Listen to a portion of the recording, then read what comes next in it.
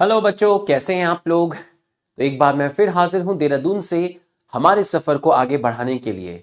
बच्चों, class start होने से पहले मस्त होके बैठिएगा, चौड़े होके बैठिएगा, स्ट्रेस फ्री होके बैठिएगा, क्योंकि एक बार फिर तुम्हारे भाई की क्लास है। तो बच्चों, बहुत दिनों के बाद मिल रहे हैं। Good evening Lukhas army, good evening. तुम्हारे बैच में आते ही दिल गार्डन गार्डन हो जाता है, बिल्कुल ठीक है। Good evening, good evening. कैसे हैं सब लोग। ठंड आ चुकी है, थोड़ी थोड़ी ठंडी हो चुकी है। आप लोग भी जैकेट स्वेटर पहन के रखें। मैंने भी मिस किया, मैंने भी बहुत मिस किया। चलिए, तो बच्चों आज ही चैप्टर खत्म हो जाएगा एनाटमी। फिर हमारे 3 चैप्टर बचते हैं, ठीक है। और उसके बाद हमारा सिलेबस खत्म हो जाएगा। 3 चैप्टर हमारे बचते हैं। तो मैं आज की क्लास स्टार्ट करने से पहले आपके साथ कुछ डिस्कस करना चाहूंगा। देखिए, हमने काफ़ी महीने साथ में गुजारे हैं और बहुत अच्छे से आपको पढ़ाया है। आपने भी बहुत अच्छे से पढ़ाई करी है। कुछ स्टूडेंट मुख्य धारा में जुड़ पाए, कुछ स्टूडेंट मुख्य धारा में नहीं जुड़ पाए। कुछ स्टूडेंट रिवीजन प्लानर को अच्छी तरीके से फॉलो कर रहे थे, कुछ स्टूडेंट का बैकलॉग हो गया है ना। अब उसका रीज़न कुछ भी रहा होगा, उस रीज़न में जाकर ना मैं आपका टाइम वेस्ट करूंगा, ना आप मेरा टाइम वेस्ट करेंगे, ठीक है। लेकिन एक फाइनल मौका मैं आपको दे रहा हूं वापसी करने का, ठीक है। एक फाइनल चांस, ठीक है। एक फाइनल चांस है, मैं आपको वापसी करने का एक मौका दे रहा हूं, ठीक है। वो मौका ये है, अब भी नहीं जागा और मेरे साथ रिवीजन नहीं किया तो भूल जा सिलेक्शन, पूरे साल एक्सक्यूज दिया, अब तो जाग। तो मैं आपके लिए रिवीजन प्लानर लाया हूं। ये सेम प्लानर मैंने यकीन 2.0 को भी कराया है, इसी सीक्वेंस में कराया है। आपको भी वही सीक्वेंस फॉलो कराएंगे, ठीक है। 6 दिसंबर से स्टार्ट होगा और 28 फैब तक चलेगा। आपका सिलेबस तो 15 जनवरी के आसपास ही खत्म हो जाएगा, ठीक है। उसके बाद अब 15 जनवरी तक आपको मुझे फ्राइडे और सैटरडे में लास्ट के 15 मिनट आपको मुझे देने हैं, ठीक है। फ्राइडे और सैटरडे में मेरी क्लास होती है, लास्ट के 15 मिनट आपको मुझे देने हैं, ठीक। 15 जनवरी के बाद फिर आपको मुझे 15 मिनट नहीं देने, फिर तो पूरी क्लास ही मैं आपकी लिया करूंगा, जिसमें मैं आपको रिवीजन कराऊंगा। तो मैंने जो टोटल सेशन डाले हैं वो हैं आपके 31 सेशंस हैं। 31 सेशन में मैं आपकी पूरी की पूरी बॉटनी रिवाइज कराऊंगा। अगर मैं आपको कहूं कि पूरा सेल पढ़ो एक साथ बैठ के, तो वो पॉसिबल नहीं है काफी स्टूडेंट्स के लिए। इतना सारा कैसे पढ़ें, क्योंकि और भी सब्जेक्ट्स होते हैं, स्कूल भी होता है। लेकिन अगर आप मेरे साथ ये फॉलो करोगे, मैंने यहां डेट्स नहीं डाली क्योंकि डेट्स कई बार चेंज हो जाती हैं, क्लास कई बार एक्स्ट्रा भी मिल जाती है, ठीक है। ये ERGB इंटरफेस, तो आप 6 दिसंबर को जो मेरी क्लास आएगी उसमें आप गोल्गी बॉडी और इंटरफेस पढ़कर आएंगे। मैं आपके सामने 5 क्वेश्चन लेकर आऊंगा जो इन तीनों टॉपिक का पूरा डिटेल, पूरा का पूरा आपका रिवाइज कराएगा। वो 5 क्वेश्चन जिसके अंदर का डायग्राम होगा, इंटरफेस का डायग्राम होगा, ठीक है। मतलब एक क्वेश्चन तो डायग्रामेटिक बेस्ड होगा। जो भी टॉपिक के जो भी डायग्राम एनसीईआरटी में होंगे, उन डायग्राम्स को इकट्ठा करके मैं एक क्वेश्चन बना दूंगा और वो क्वेश्चन रहेगा एक्सप्लेन द डायग्राम। वो डायग्राम मैं एक्सप्लेन किया करूंगा, ठीक। 2 क्वेश्चन असर्शन रीजन के रहेंगे आपके और 2 क्वेश्चन स्टेटमेंट टाइप के रहेंगे, ठीक। ऐसे ही नेक्स्ट वीक 7 दिसंबर में लाइसोसोम, प्रोफेस, वैक्यूल और सेंट्रियोल। और हमारा जो करंट क्लास है उसमें हमारा आगे का टॉपिक चलता रहेगा। ये क्लास के लास्ट के 15 मिनट में रहेगा। फिर metaphase, anaphase, telophase, cell wall, cell membrane, prophase 1, cilia, flagella, metaphase 1 to telophase 1, ठीक है। Meiosis 2, mitochondria, plastid. इस तरीके से पूरा का पूरा आपका डिवाइड किया हुआ है। ये फाइनल वर्डिक्ट है। अगर आप में काफी स्टूडेंट स्टार्टिंग से फॉलो कर रहे होंगे रिवीजन प्लानर, काफी नहीं कर पाए, अगर आप इसमें मेरे साथ नहीं जुड़े और मेरे साथ पार्टिसिपेट नहीं किया तो आप फिर वापसी नहीं कर पाएंगे, क्योंकि फिर आपकी 12th स्टार्ट हो जाएगी, फिर 12th चलेगी, फिर सितंबर अक्टूबर के बाद स्कूल में आपके प्री बोर्ड स्टार्ट हो जाएंगे, प्रीलिम स्टार्ट हो जाएंगे, तो आपको उतना टाइम नहीं मिलेगा, इसलिए मैं आपसे कह रहा हूं कि एक लास्ट चांस है, ठीक है। अगर आप मेरे साथ अब नहीं जागे, सिर्फ 31 सिटिंग है हमारी, 31 सेशन है, हमें 31 सिटिंग करनी है। और ऐसा भी नहीं है कि बहुत सारा पढ़ना है, थोड़े थोड़े टॉपिक है, बस पढ़ के आना है। और वीक में 2 दिन ही तो पढ़ना है, फ्राइडे सैटरडे में मेरी क्लास होती है, एक दिन थर्सडे को पढ़ना है और एक दिन फ्राइडे को पढ़ना है। सिर्फ 20 से 25 या आधा घंटा तुम्हें पढ़ना है। और यकीन मानिए, जब ये 31 एपिसोड कंप्लीट होंगे, तुम्हारी पूरी 11th रिवाइज हो चुकी होगी और तुम कहोगे यार पता भी नहीं चला कैसे रिवाइज हुआ। ये मैं अभी आपको दे दूंगा क्लास खत्म होने के बाद, और इसको डाइनिंग टेबल, स्टडी टेबल के सामने इसको लगा दीजिएगा। अब आप बताइए कि आप तैयार हैं मेरे साथ मेहनत करने के लिए? इसमें जिस भी टॉपिक में एनसीईआरटी का जो भी डायग्राम है वो इसके अंदर एक्सप्लेन किया जाएगा। तो आप ये मत सोचिएगा कि कभी कोई डायग्राम एक्सप्लेन नहीं हुआ, इसमें तो सब आ जाएगा, सारे डायग्राम आ जाएंगे, पूरी एनसीईआरटी के डायग्राम, पूरी लेबलिंग, असर्शन, रीजन, स्टेटमेंट सब आ जाएगा। लेकिन यार अपने को ना मोटिवेट करके रखिएगा, समझ में आया? पूरा का पूरा स्ट्रांगली मोटिवेट करके रखिएगा और तैयार हो जाइए पूरी जान लगाने के लिए, ठीक है। 15 जनवरी तक सिलेबस खत्म कर देंगे और 6 दिसंबर से रिवीजन स्टार्ट कर रहे हैं और लेके जाएंगे इसको 28 फरवरी तक। फिर पूरे मार्च में आप लोगों को जो करना है करिएगा, है ना। छुट्टी करनी है छुट्टी करिएगा, कुछ स्पेशल करना है तो वो भी देख लेंगे, ठीक है। और जो भी करना है आप कर सकते हैं, ठीक है। मतलब मैं मार्च में जाना ही नहीं चाहता, मैं पूरी फरवरी में पूरा डिटेल रिवीजन के साथ आपका कोर्स खत्म करना चाहता हूं, कि कोई बच्चा ये ना कहे कि रिवीजन नहीं कराया, है ना। पूरा का पूरा डिटेल रिवीजन कराना चाहता हूं, ठीक है। मतलब लोग कहें कि जिस क्वालिटी की फर्स्ट क्लास थी रुपेश सर की, वही क्वालिटी से रुपेश सर की लास्ट क्लास थी। स्टार्ट तो सब करते हैं बी ए गुड फिनिशर, ठीक है, वो मेरे को आपको देंगे, ठीक है। चलिए, तो ये थोड़ी सी इंपॉर्टेंट अनाउंसमेंट था, मैंने आपको कर दिया है।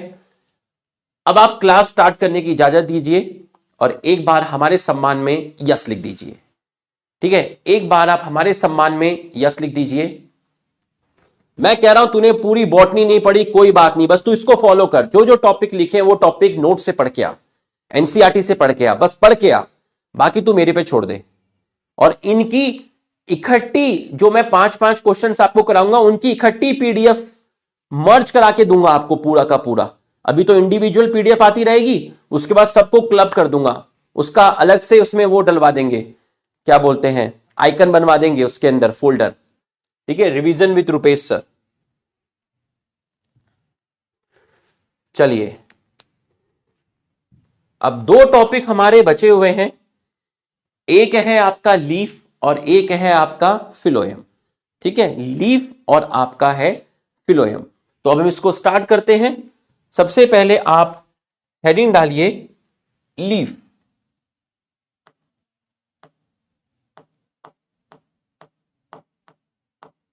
लीफ, सबसे पहले आप हेडिंग डाल दीजिए लीफ।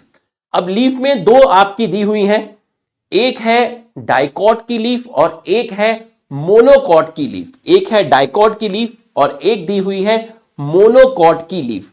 तो आप सबसे पहले हेडिंग डाल दीजिए, हेडिंग डाल दीजिए डाइकोटिलिडन लीफ, ठीक है। सबसे पहले आप हेडिंग डालेंगे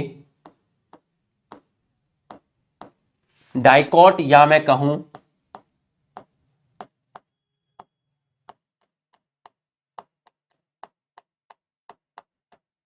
डॉर्सीवेंट्रल लीफ।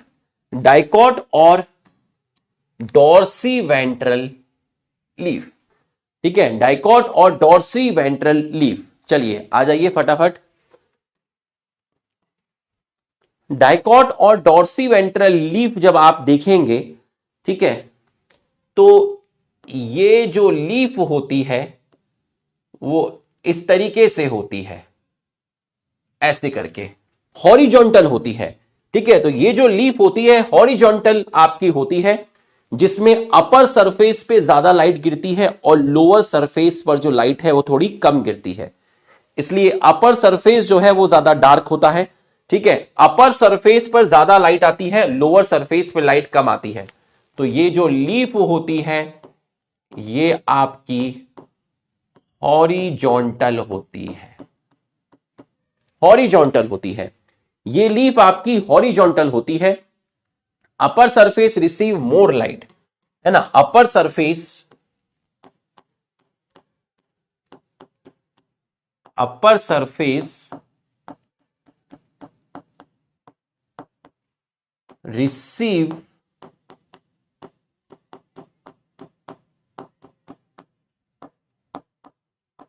मोर लाइट।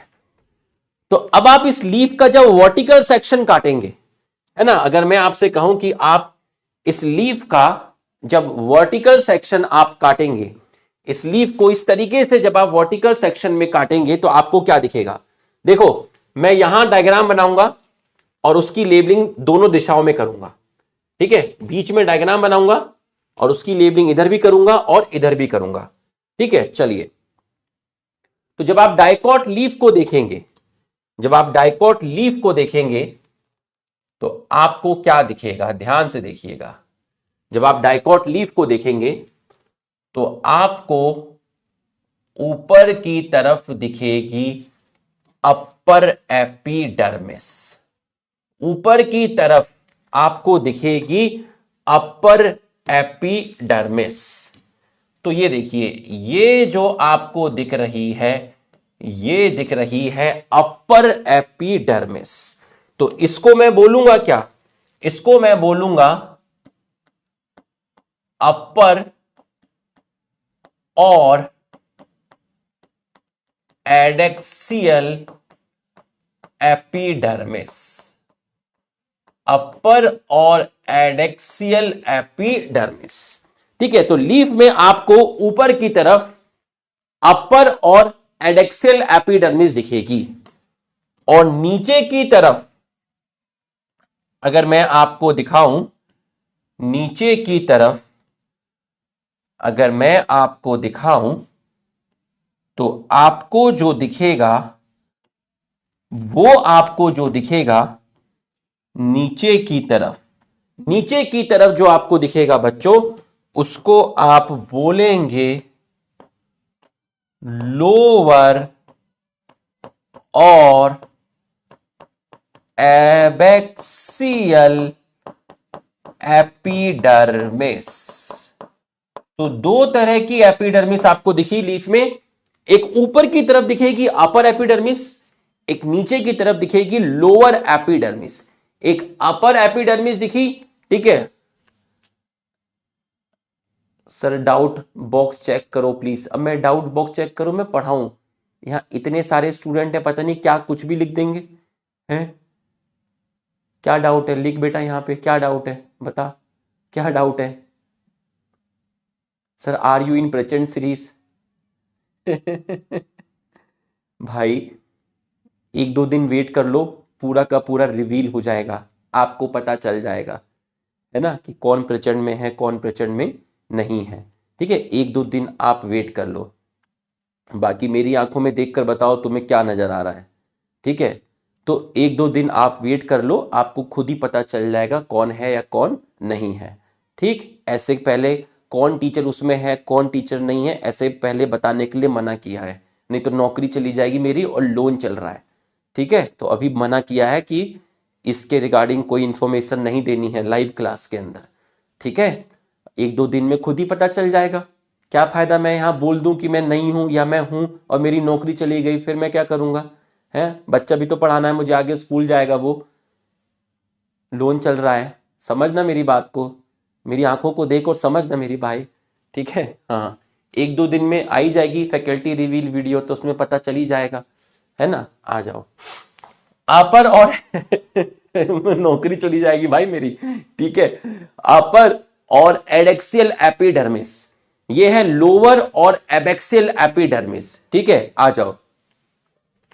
अब दोनों एपिडर्मिस में आप देखिए, दोनों एपिडर्मिस में आप देखिए, आपको बेहतरीन ऊपर की तरफ एक लेयर दिखेगी जो वाटर के लिए इम्परमिएबल है, इसको बोलते हैं क्यूटिकल। क्यूटीपाई नहीं, इसको बोलते हैं क्यूटिकल। तो बहुत बेहतरीन क्यूटिकल आपको दिख रही है। इसके लिए एनसीईआरटी ने लिखा है कॉन्स्पिकियस वर्ड यूज किया है। ठीक है, तो ये आपका क्यूटिकल यहां पर भी है। ठीक है, और आपका जो क्यूटिकल है वो यहां पर भी है। सर ये बीच में क्या बनाया है पिंक कलर से? ये जो पिंक कलर से बनाया है, ठीक है, ये है आपका स्टोमेटा। तो अगर कोई आपसे पूछे स्टोमेटा जनरली किस लेयर में या तो कम मिलेगा या फिर एब्सेंट मिलेगा, तो क्या जवाब दोगे? अपर एपिडर्मिस या लोअर एपिडर्मिस? आप जवाब दोगे अपर एपिडर्मिस। तो स्टोमेटा प्रेजेंट होते हैं लोअर एपिडर्मिस में। अपर एपिडर्मिस में स्टोमेटा लोअर एपिडर्मिस के कंपेयर में या तो लेस होंगे या फिर स्टोमेटा होंगे ही नहीं। ठीक है, स्टोमेटा होंगे ही नहीं।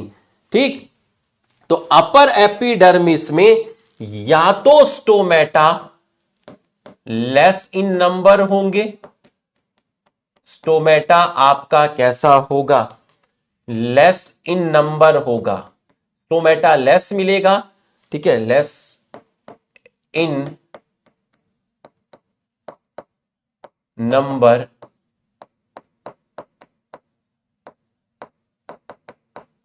या फिर एब्सेंट होगा। ठीक है, स्टोमेटा या तो लेस इन नंबर है या फिर स्टोमेटा एब्सेंट होगा। आयुष सर को पता है कौन कौन है प्रचंड में? आयुष सर जुगाड़ू आदमी, आयुष सर के कांटेक्ट ऊपर तक हैं, उनको सब पता है उसमें कौन कौन फैकल्टी है, क्या है वो है।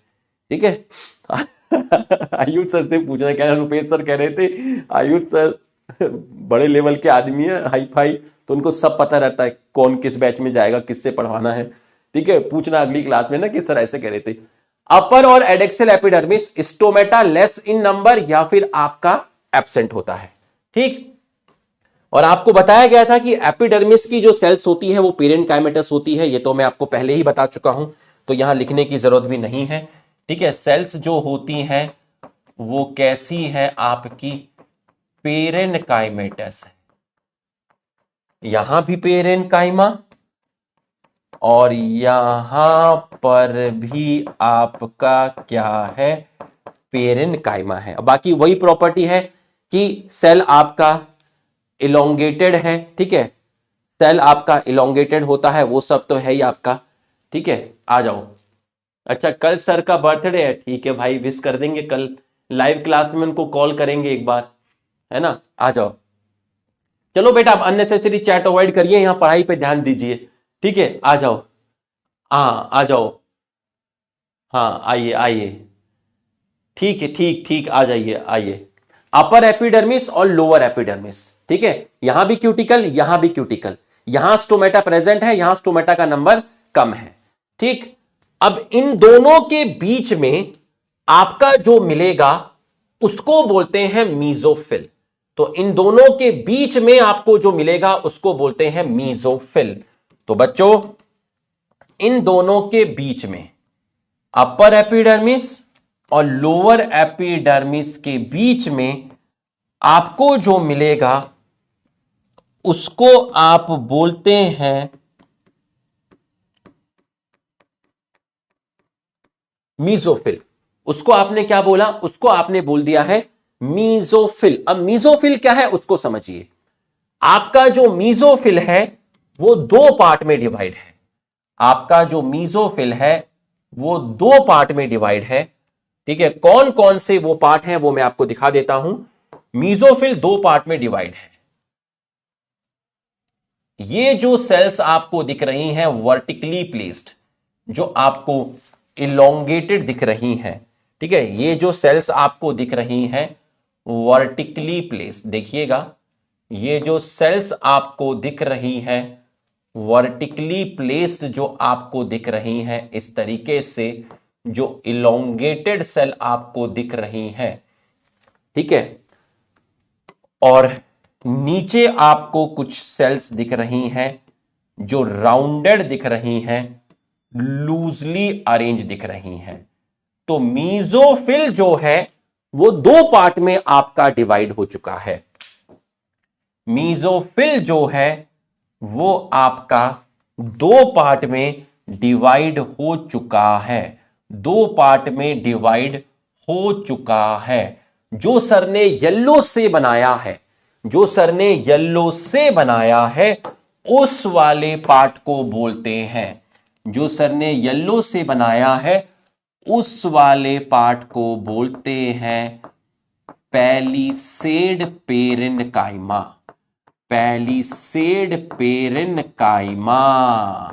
तो मीजोफिल दो पार्ट में डिफरेंशिएटेड है।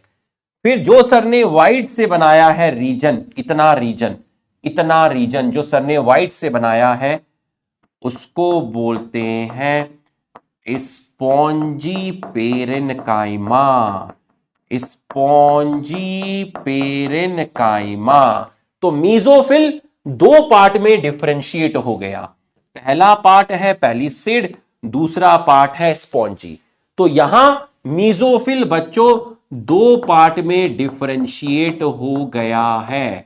मीजोफिल जो है आपका वो दो पार्ट में डिफरेंशिएट हो गया। मीजोफिल के दो पार्ट हैं, इस वाले पार्ट को बोला पैलिसेड पेरेन्काइमा, इस वाले पार्ट को बोला स्पॉन्जी पेरेन्काइमा। ठीक है, इसको बोला स्पॉन्जी पेरेन्काइमा। और दोनों में आपके क्लोरोप्लास्ट प्रेजेंट होते हैं। पैलिसेड में भी आपके क्या मिलेंगे, पैलिसेड पेरेन्काइमा की सेल में भी क्लोरोप्लास्ट है और यहां पर भी क्या है, क्लोरोप्लास्ट प्रेजेंट है। तो मीजोफिल ही वो रीजन होता है, मीजोफिल ही वो रीजन होता है जिसमें फोटोसिंथेसिस होता है।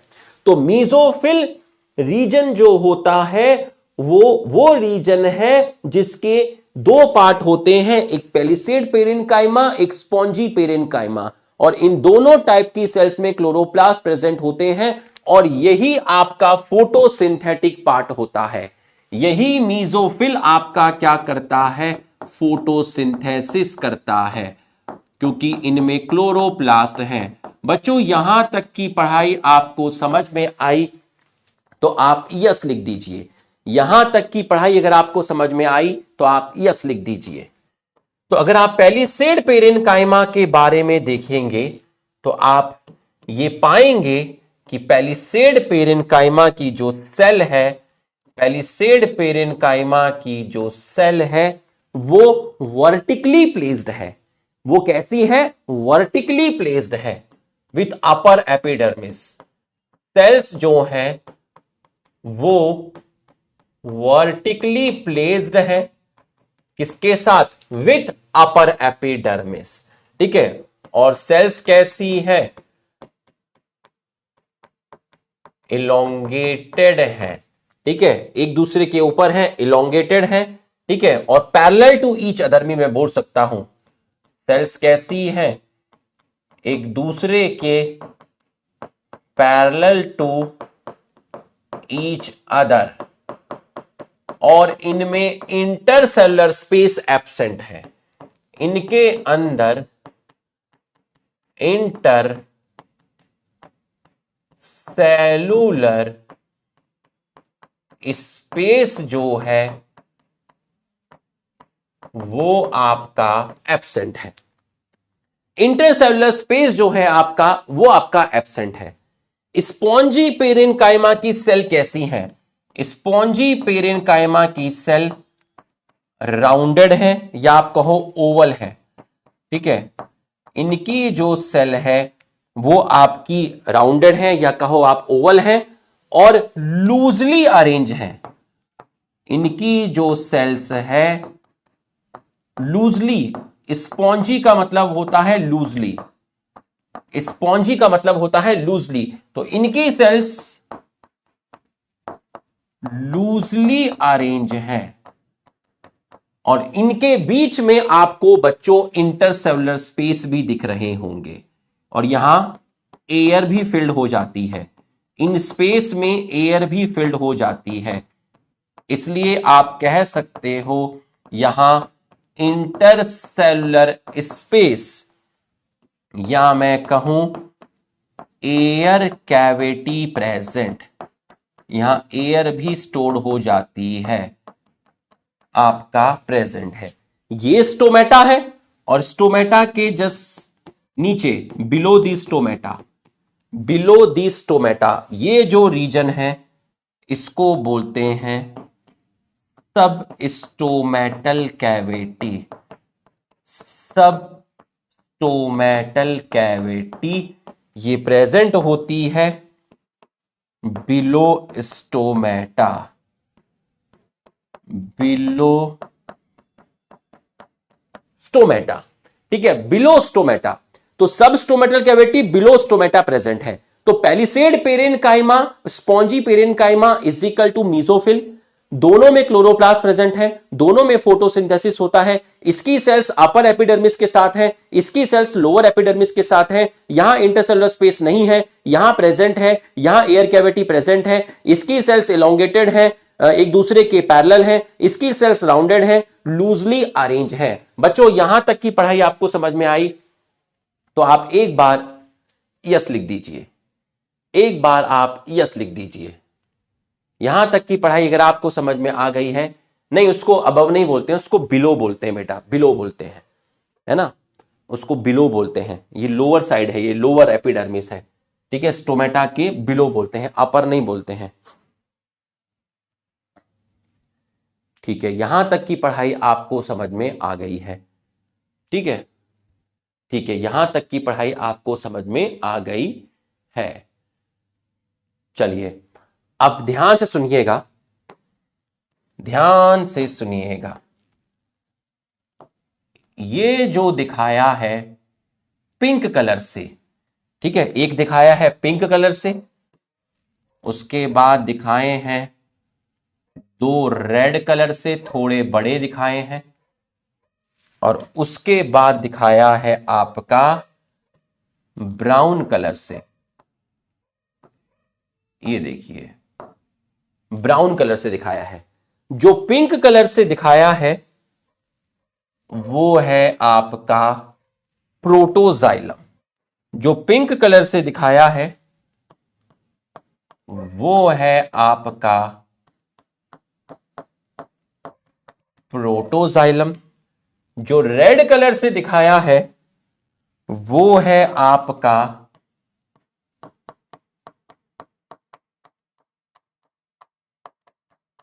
मेटाजाइलम।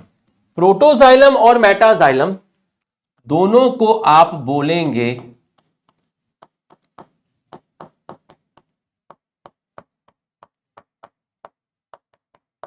प्राइमरी जाइलम, और जो ब्राउन कलर से दिखाया है वो है आपका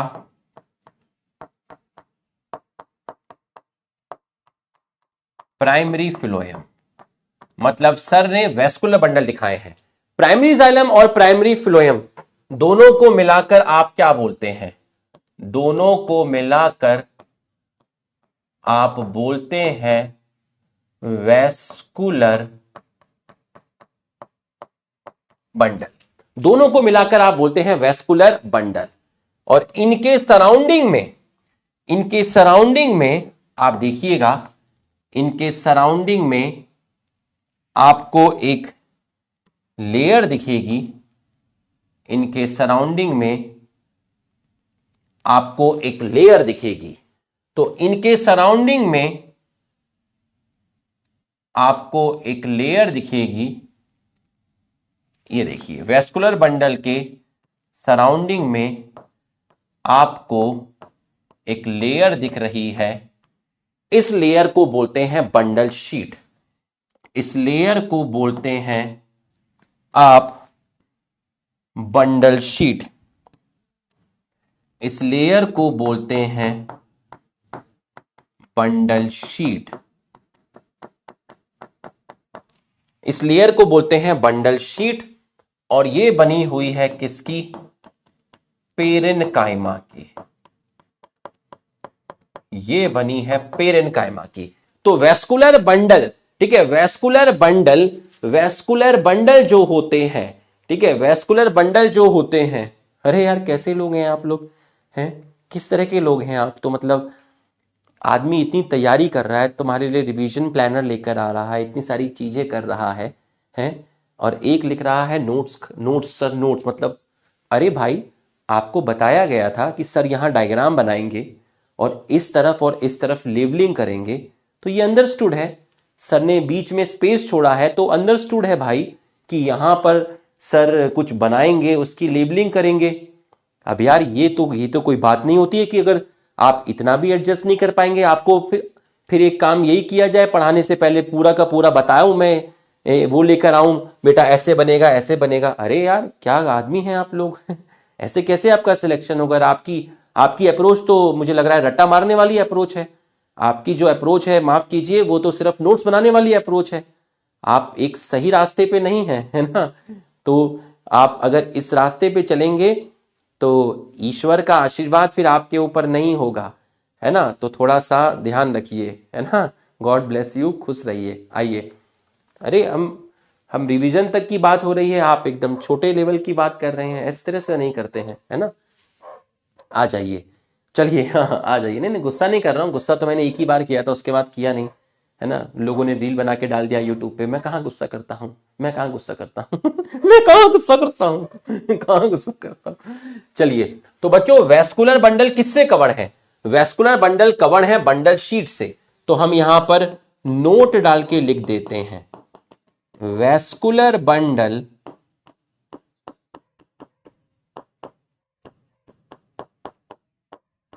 हे ईश्वर मेरे लुखास को सद्बुद्धि दे। Vascular bundle covered by, thick होती है ये लेयर जो होती है ना, थिक होती है, मोटी होती है, बंडल शीट। ठीक है, बंडल शीट। अब बंडल शीट का जो रीजन है वो एक्सटेंड कर गया अपर एपिडर्मिस की तरफ।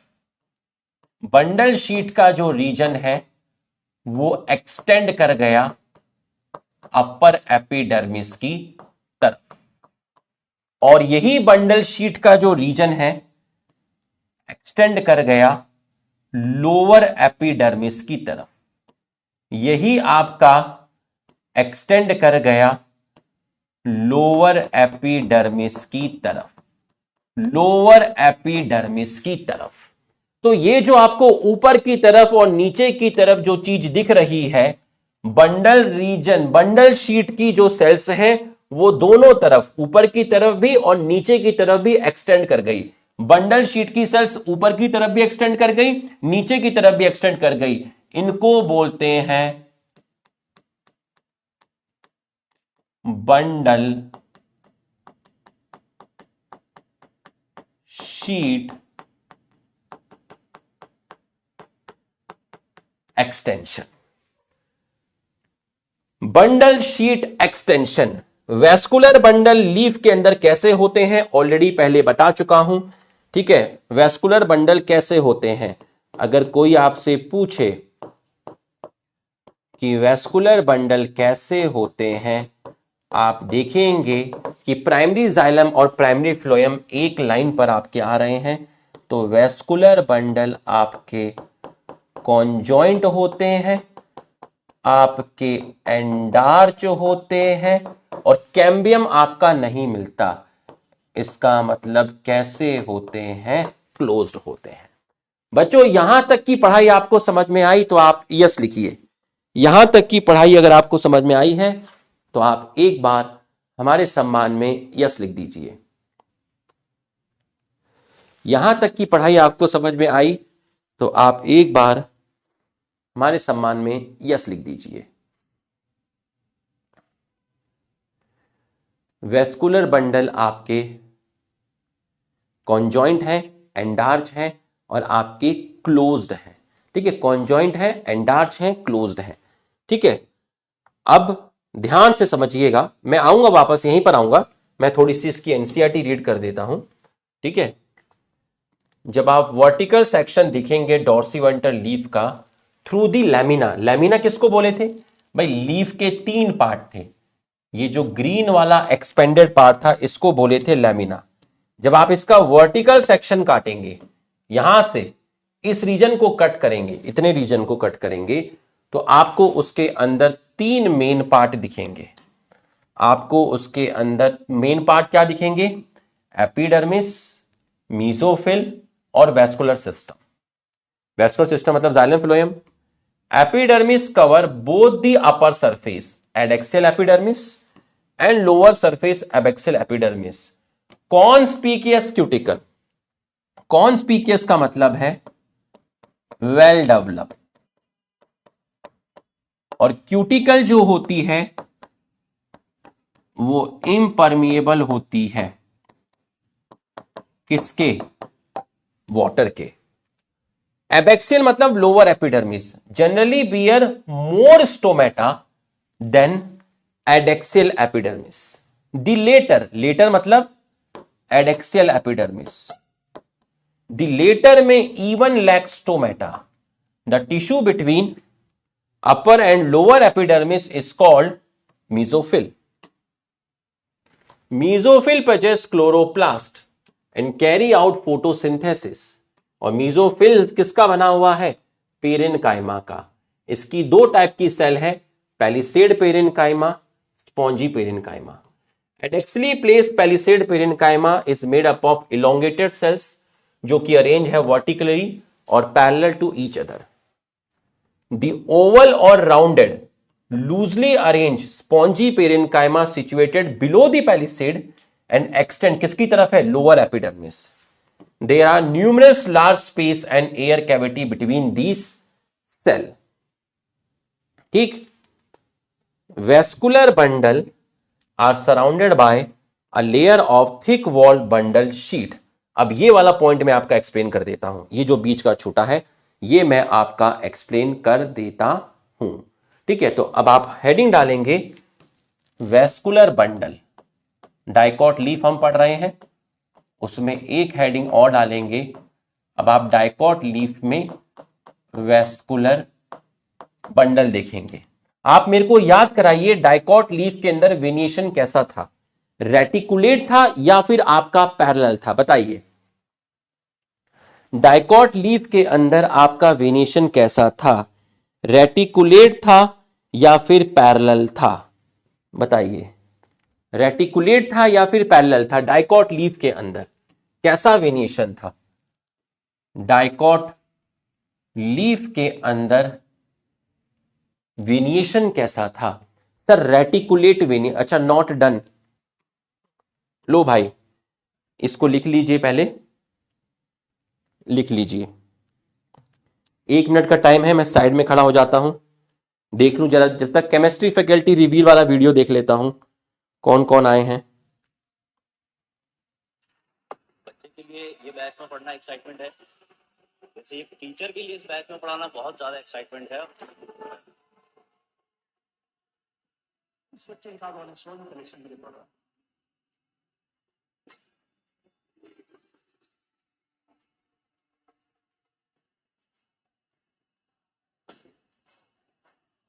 हितेश सर हैं, सुधांशु सर हैं।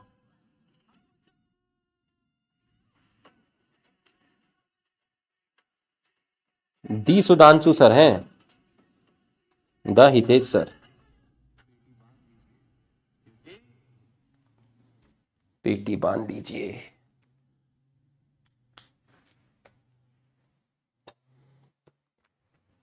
आ जाओ। तो आप सभी ने लिख लिया होगा, ठीक है? नहीं सर, हम भी आपके साथ फैकल्टी वीडियो रिवील देखने चले गए थे। अरे लुखे, यहां देख, लिख लिया होगा। अब वैस्कुलर बंडल देख। अब तेरे को मालूम है बीच में तेरी प्रिंसिपल वेन होती है जिसको बोला था मिडरिब। बॉटनी का कल आएगा फैकल्टी रिवील वीडियो, सूत्रों के मुताबिक खबर मिली है। ठीक है, ये जो सेंटर में आपको लाइन दिख रही है इसको क्या बोलते हैं? इसको आप बोलते हैं मिडरिब। ये आपकी मेन वेन थी, मेन प्रिंसिपल वेन थी, मेन प्रिंसिपल वेन थी। ठीक, इससे आपकी थोड़ी फाइन निकली, देखो जरा। अब इससे जो निकलेंगी वो थोड़ी फाइन निकलेंगी, इससे फाइन वेन निकली, और इससे जो निकली वो और फाइन निकली, और फाइन निकली। ठीक, तो ये जो आपकी निकली है इसको हमने बोला वेन, और ये और पतली जो निकली है इसको हमने बोला वेनलेट। तो ये कह रहा है कि वैस्कुलर बंडल जो होते हैं, जो वैस्कुलर बंडल होते हैं वीबी, वैस्कुलर बंडल जो होते हैं आपके, वो प्रेजेंट होते हैं किस पे? वो आपके प्रेजेंट होते हैं किस पे? वो आपके प्रेजेंट होते हैं वेन पर,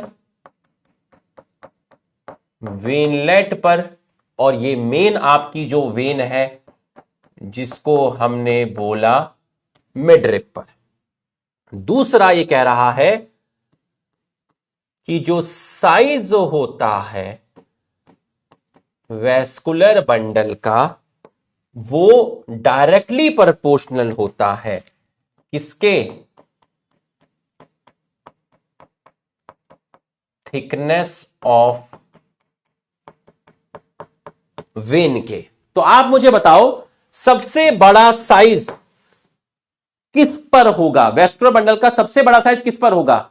वेन पर होगा, वेनलेट पर होगा, या मेन जो प्रिंसिपल वेन है जिसको सर मिडरिप बोल रहे हैं, किस पर होगा? सबसे बड़ा साइज किस पे होगा? बताइए, सबसे बड़ा साइज किस पे होगा? जिसकी थिकनेस सबसे ज्यादा होगी उसका साइज भी सबसे बड़ा होगा, उसका जो साइज है वो भी आपका बड़ा होगा। तो बच्चों मिडरिप पर होगा, बिल्कुल सही। तो अगर कोई पूछे equal size of vascular bundle या अनइक्वल साइज, तो आप बोलेंगे वेस्कुलर बंडल का अनइक्वल साइज होगा। सबसे बड़ा जो होगा वो मेन मिडरिप पर होगा। डाइकॉट लीफ हो गई है खत्म, डाइकॉट लीफ आपकी खत्म। मैं वापस लौटूंगा यहीं पर, मैं वापस यहीं लौटूंगा। एक मिनट बस मुझे ये रीड करने दीजिए, मैं वापस यहीं से लौटूंगा। Vascular system include vascular bundle which can be seen in vein and the midrib. The size of vascular bundle are depend on size of the vein. The vein vary in thickness in reticulate venation of dicot leaf. ये है आपका palisade parenchyma, ये spongy parenchyma. Spongy parenchyma में देखिए सब stomatal cavity दिखाई है, यहां स्टोमेटा दिखाया है, एबैक्सियल एपिडर्मिस, एडेक्सियल एपिडर्मिस, बीच बीच में इंटरसेलुलर स्पेस दिखाए हैं आपके। ठीक है, आपका ये नीचे की तरफ जो आपका दिखाया है ये फिलोएम है, ये आपका मेटाजाइलम है, और ऊपर की तरफ प्रोटोजाइलम है, और ये आपकी है बंडल शीट। और ये जो है ये बंडल शीट एक्सटेंशन है, ये भी बंडल शीट एक्सटेंशन है, और ये आपकी है बंडल शीट। बच्चों पूरा का पूरा आपको अच्छे से समझ में आ गया है, तो इसको नोट कर लीजिए और जल्दी से यस लिख दीजिए। Sir for this chapter old और न्यू एनसीईआरटी, यार पूरा चैप्टर खत्म होने वाला है और तुम ये सवाल पूछ रहे हो। तुम्हारे सर ने जो चीज फॉलो की है उसी को फॉलो करो। सर ने स्टार्टिंग से मेरिस्टेम वगैरह वो सब पढ़ाया है, इसका मतलब सर ने ओल्ड एनसीईआरटी फॉलो की। सेकेंडरी ग्रोथ हमारे सिलेबस में नहीं है तो हमें वो नहीं पढ़ना है ना।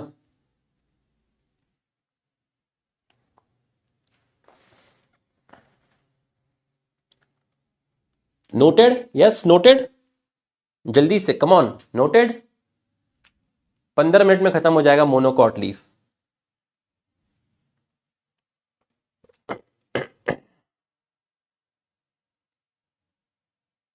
डन?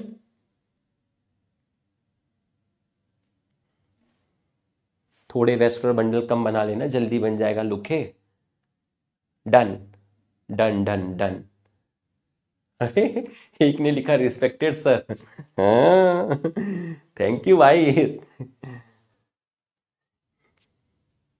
इतनी इज्जत। अब आप डाल दीजिए एक बार हेडिंग, डाइकॉट लीफ हो गया।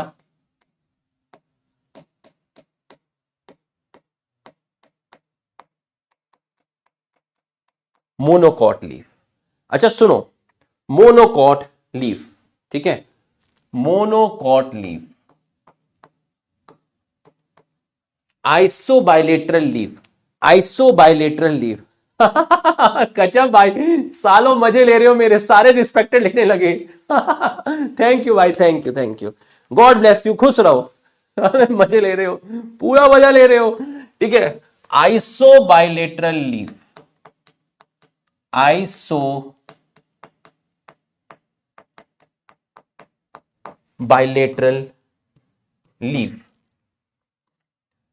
आइसोबाइलेटरल लीफ, ठीक है। मोनोकॉट लीफ, आइसोबाइलेटरल लीफ, ठीक है। सुधर जाओ, बता रहा हूं, सुधर जाओ बे। यहां बनाऊंगा, थोड़ी लेबलिंग यहां करूंगा, थोड़ी लेबलिंग यहां करूंगा, ठीक है। आ जाओ, ध्यान से देखिएगा, पहले मुझे बनाने देना, नहीं तो अपना भी गलत करवाओगे और मेरा भी गलत करवाओगे। पहले मुझे बनाने देना।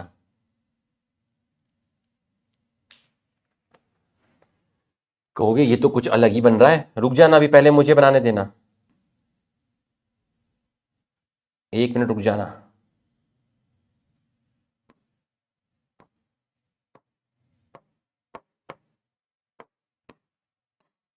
रुक जा, अभी रुक जा, नहीं तो गलत हो जाएगा तेरा।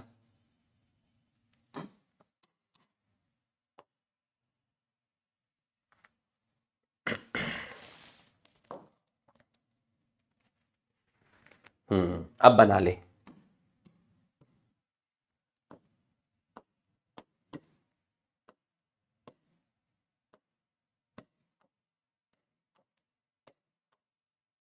अब बना ले।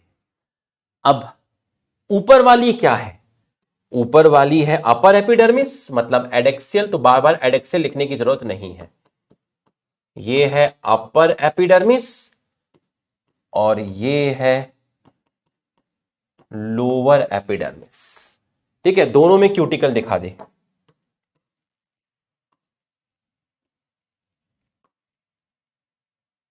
ये रही क्यूटिकल, ये रही क्यूटिकल, तो दोनों में अब 2 बार क्यूटिकल लिखने से अच्छा है मैं 1 बार क्यूटिकल लिख देता हूं। ये तो अंडरस्टूड है, जो ग्रीन से है वो क्यूटिकल ही होगी। अब ये जो पिंक कलर से सर ने दिखाया है, ये क्या है? ये स्टोमेटा है। स्टोमेटा दोनों सरफेस पे प्रेजेंट है, स्टोमेटा दोनों सरफेस पे प्रेजेंट है। अपर एपिडर्मिस में भी स्टोमेटा है और लोअर एपिडर्मिस में भी स्टोमेटा है। आइसो मतलब सेम, तो equal number of stomata on both surface, इसलिए आपने वर्ड यूज किया आइसो बाइलेटरल। तो आइसो का मतलब क्या है? आइसो का मतलब क्या है? आइसो का मतलब है equal number of stomata on both surface, equal number of stomata on both surface. और इसकी जो लीफ होती है वो वर्टिकल होती है, इस तरीके से होती है। तो both surface receive equal light, both surface receive equal light. Vascular bundle इस लीफ में भी कैसे होंगे मैं आपको बता देता हूं, ध्यान से देखिएगा, मैं आपका टीचर हूं, ठीक। ये रहा आपका प्रोटोजाइलम, ये रहा आपका मेटाजाइलम और ये रहा आपका प्राइमरी फिलोएम। तो प्रोटोजाइलम दिख गया, मेटाजाइलम दिख गया और इसके सराउंडिंग में आपको, इसके सराउंडिंग में आपको दिख गई बंडल शीट, इसके सराउंडिंग में आपको दिख गई है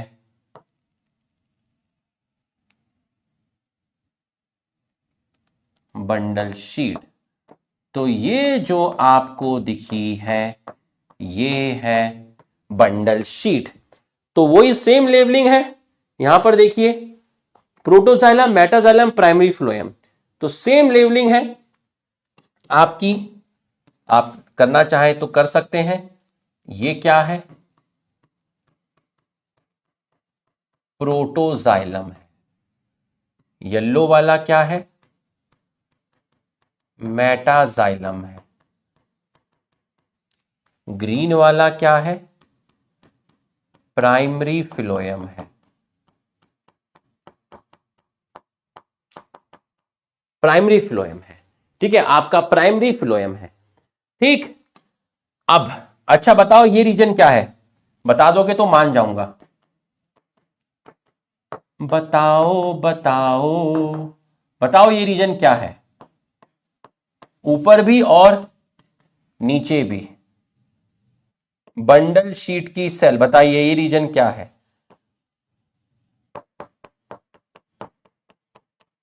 ये रीजन क्या है बताइए? बंडल शीट की सेल्स एक्सटेंड कर गई है, क्या बोलेंगे इस रीजन को? ऊपर भी और नीचे भी, क्या बोलेंगे भाई? बताइए क्या बोलेंगे? बंडल शीट एक्सटेंशन, बिल्कुल सही, बंडल शीट एक्सटेंशन। यहां मेरा गाल है, किसी ने मारा, मेरा गाल सूज गया गाल का एक्सटेंशन, बंडल शीट का एक्सटेंशन, इसको बोलेंगे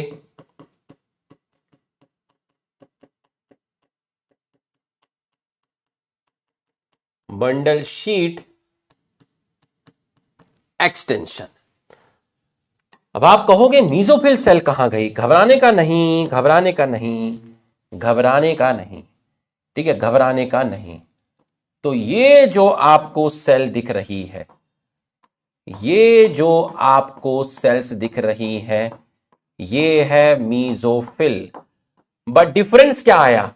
यहां मीजोफिल दो पार्ट में डिफरेंशिएट नहीं है। यहां मीजोफिल दो पार्ट में डिफरेंशिएट नहीं है। यहां मीजोफिल दो पार्ट में डिफरेंशिएट नहीं है। यहां आपको पैलिसेड और स्पॉन्जी पेरेन्काइमा नहीं दिखेगा। यहां मीजोफिल दो पार्ट में डिफरेंशिएट नहीं है। Mesophyll is not differentiated into palisade and spongy parenchyma. तो मीजोफिल आपकी दो पार्ट में डिफरेंशिएट नहीं है, वो पैलिसेड और स्पॉन्जी पेरेन्काइमा में आपकी डिफरेंशिएट नहीं है। तो मीजोफिल दो पार्ट में डिफरेंशिएट नहीं है पैलिसेड और स्पॉन्जी पेरेन्काइमा में, ठीक है। अब ये जो आपको सेल्स दिख रही हैं थोड़ी बड़ी बड़ी, ये जो सेल्स आपको दिख रही हैं, जो सर ने ऐसे बड़ी बड़ी सेल्स दिखाई हैं, ये देखिए, ये जो सेल्स हैं, ये सेल्स लार्ज होती हैं, ग्रुप में होती हैं और एम्प्टी होती हैं, खाली होती हैं। एम्प्टी सेल्स आपकी है जो ग्रुप में मिलेंगी, लार्ज है, ग्रुप में मिलेंगी, एम्प्टी है, ठीक है, कलरलेस होती हैं। इन सेल्स को बोलते हैं बुलिफॉर्म सेल। इनका फंक्शन क्या है वो मैं अभी आपको बताऊंगा। इनका फंक्शन क्या है वो मैं अभी आपको बताऊंगा। तो आप इसका करेंगे वेट, आप इसका करेंगे वेट, ठीक है। लार्ज है, ग्रुप में है, एम्प्टी है, ठीक है। एम्प्टी क्यों बोला अभी बताऊंगा, ठीक है। ये सेल्स लार्ज होती हैं, बड़ी होती हैं, ग्रुप में मिलती हैं, इनको बुलिफॉर्म सेल्स बोलते हैं, इनको बुलिफॉर्म सेल्स बोलते हैं। इनका फंक्शन मैं आपको बताऊंगा। पहले आप मुझे ये बताइए मोनोकॉट लीफ में कैसा वेनिएशन मिलता था? मोनोकॉट लीफ के अंदर कैसा वेनिएशन मिलता था? पहले आप मुझे ये बताइए, ये मोनोकॉट लीफ है, ठीक, ये आपकी मोनोकॉट लीफ है। कैसा वेरिएशन मिलता था मोनोकॉट लीफ में, बताइए। मोनोकॉट लीफ में मिलता था पैरेलल वेरिएशन, मोनोकॉट लीफ में मिलता था पैरेलल वेरिएशन। तो मोनोकॉट लीफ के अंदर आपको मिलता था पैरेलल वेरिएशन। ये बुलीफॉर्म सेल बहुत इंपॉर्टेंट है, अभी आपको मैं बताऊंगा। पैरेलल वेरिएशन जिसमें मेन मिडरिप होती थी, ये तो आपकी मेन वेन हो गई जिसको आप मिडरिप बोल रहे हैं, और यहां से आपकी ये वेन्स या वेनलेट्स, आपको जो बोलना है बोल दीजिए, ये आपकी वेन्स आपको दिख रही हैं, इन सब की थिकनेस एक जैसी है। तो अगर मैं आपसे मिडरिब को छोड़ दूं, अगर मैं एक्सेप्ट मिडरिब, अगर मैं मिडरिब को छोड़ दूं, भाई मिडरिब पर तो ठीक है मानता हूं वेस्कुलर बंडल का साइज बड़ा होगा, मिडरिब को छोड़ दूं तो बाकी जो वेन है उन सब की थिकनेस एक जैसी है।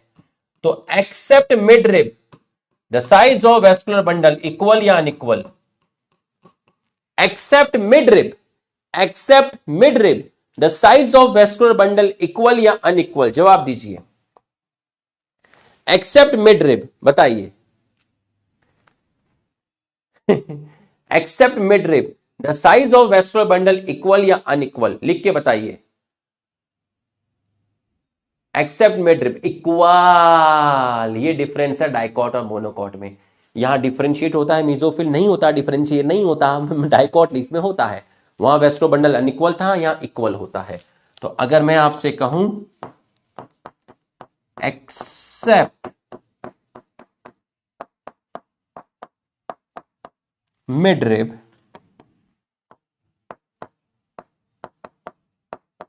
साइज ऑफ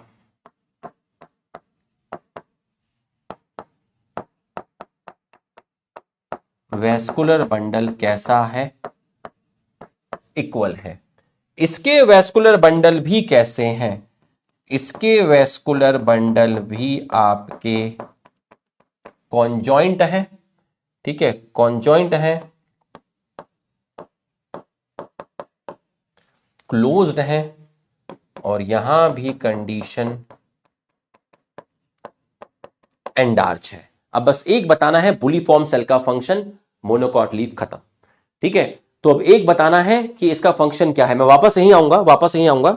आप, मुझे मालूम है आपने कईयों ने लिखा नहीं है, घबराना मत, घबराना मत, वापस आऊंगा।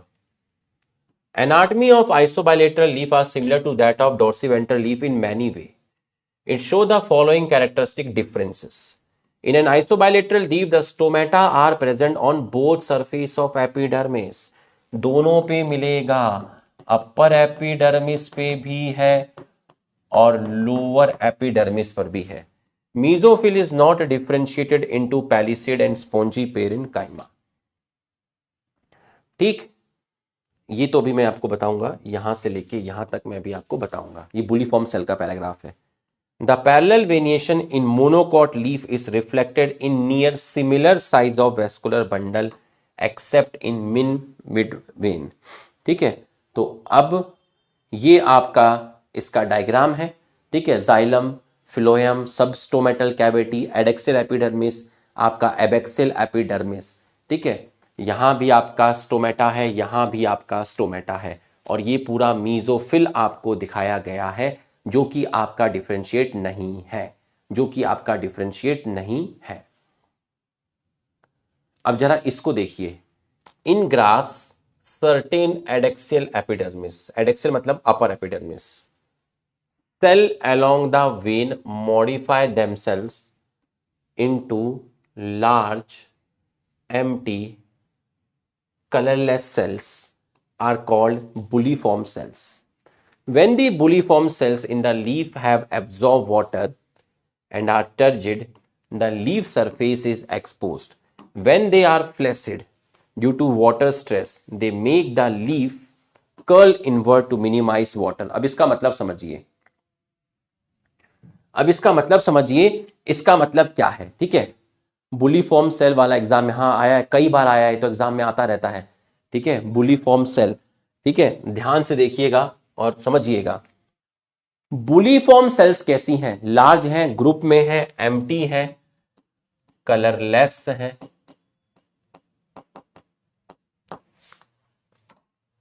अब आप देखिए, जब सॉइल में पानी है, पानी की कोई कमी नहीं है, अच्छा खासा पानी है, तो इन सेल्स के अंदर भी पानी रहेगा। अगर इन सेल्स में पानी रहेगा तो ये सेल्स स्वेल करेंगी, ये सेल टर्जिड करेंगी, जिसकी वजह से आपकी लीफ एक्सपोज रहेगी। इस तरीके से लीफ रहेगी, ठीक है, स्ट्रेट रहेगी, एक्सपोज रहेगी। उसको अपने सरफेस एरिया कम करने की जरूरत नहीं है, क्योंकि आपके पास पानी की कोई कमी नहीं है।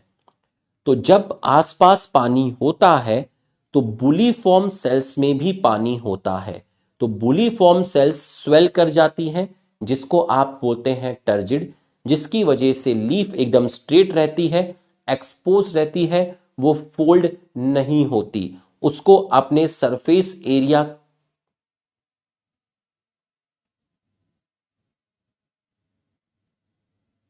उसको अपने सरफेस एरिया कम करने की जरूरत नहीं है, ठीक। लेकिन जब पानी नहीं है आसपास, तो इन सेल्स में भी पानी नहीं है, ठीक है। ये सेल्स के अंदर भी आपका पानी नहीं होगा, या थोड़ा बहुत जो पानी होता है वो पानी ये सेल लूज कर देती हैं।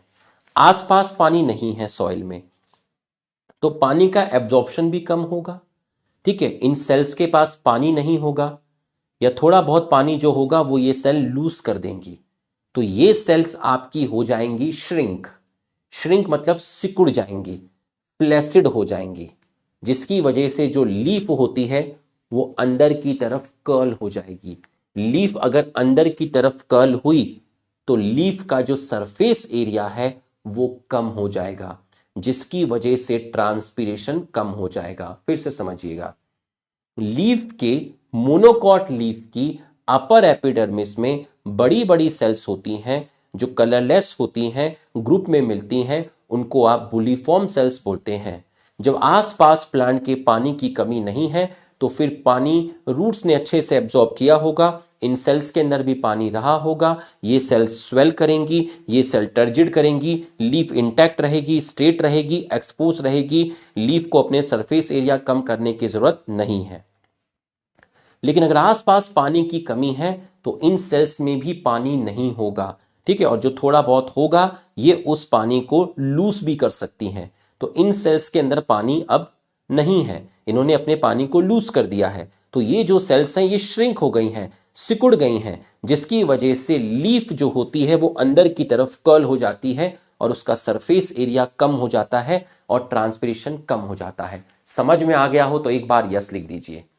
समझ में आ गया है तो एक बार आप यस लिख दीजिए।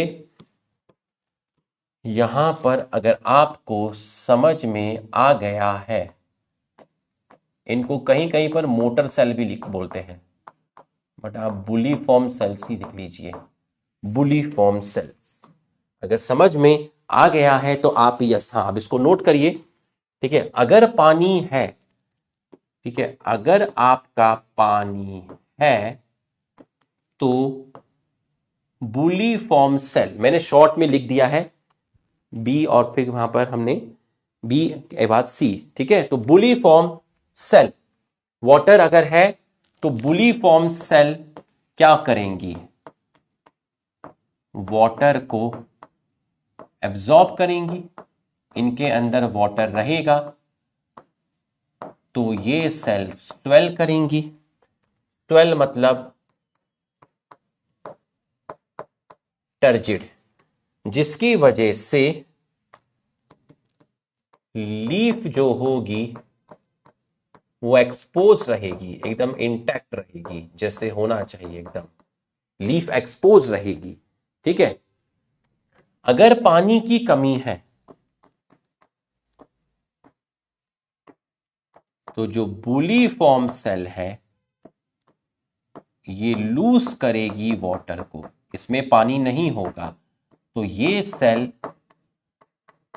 श्रिंक हो जाएगी, फ्लैसिड हो जाएगी। ठीक है, जिसकी वजह से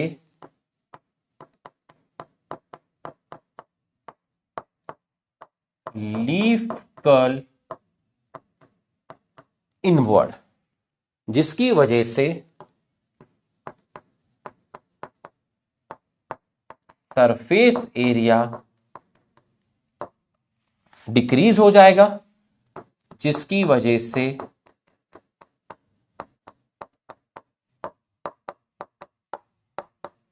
ट्रांसपीरेशन जो है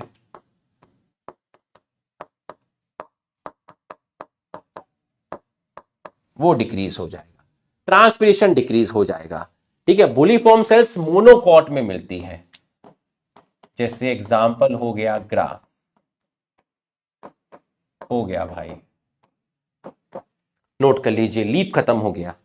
अब जो टाइम बचा है हमारे पास उसमें फिलोएम खत्म करते हैं और चैप्टर खत्म करते हैं, बाकी सब हम पढ़ चुके हैं। ठीक है, तो मैंने आपको पूरा डिटेल में पढ़ाया है, मॉर्फोलॉजी में भी पूरा डिटेल में पढ़ाया है, जो पार्ट डिलीटेड था वो भी पढ़ाया है, इसमें पूरा डिलीटेड पढ़ाया है। तो आपके लिए कुछ छोड़ा नहीं कि मैं उसको बाद में करा दूंगा बेटा, 12th में करा दूंगा, नहीं, आपको पूरा उससे कराया है ना। नहीं तो कब का चैप्टर खत्म हो जाता है एपिडर्मल टिश्यू सिस्टम से। ठीक है, बाद में कभी नहीं आता, याद रखना, बाद में कुछ और करेंगे ना, रिवीजन विवीजन भी करना है। ठीक है, तो ये आपका हो गया है, डन हो गया है। ठीक है, ये आपका डन हो गया है। चलो जल्दी से लिख लीजिए इसको, फिर मैं फिलोएम खत्म करता हूं और फिलोएम खत्म करने के बाद छुट्टी कर देंगे।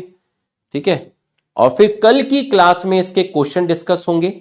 एनसीईआरटी बूस्टर के जो dicot root, monocot root, dicot stem, monocot stem, वो उसके जो क्वेश्चंस बचे हुए हैं वो भी मैं कल डिस्कस करने वाला हूं। कल बहुत खतरनाक क्वेश्चन डिस्कस होंगे, जैसे मॉर्फोलॉजी में डिस्कस हुए थे, उस लेवल के क्वेश्चन डिस्कस होंगे। तो मैं पहले ही कह रहा हूं, कल की क्लास लंबी होगी, क्वेश्चंस का डिस्कशन होगा, करीब हम 200 क्वेश्चन डिस्कस करेंगे कल इस चैप्टर पर। कम से कम 200 क्वेश्चन कल डिस्कस होंगे। तो माताजी पिताजी से बिल्कुल रिक्वेस्ट करके आइएगा कि कल की क्लास 8:30 तक सर लेंगे, क्योंकि सर को 200 क्वेश्चन कराने हैं। चलिए, ये आपका हो गया है। अब ये पैराग्राफ भी पढ़ लेते हैं, ये तो पढ़ ही लिया था हमने। ठीक है, तो ये आपका हो गया। अब आपका बचता है फिलोयम। आ जाओ जरा फिलोयम। अब आपका बचता है फिलोयम। डाल दीजिए सभी लोग हेडिंग।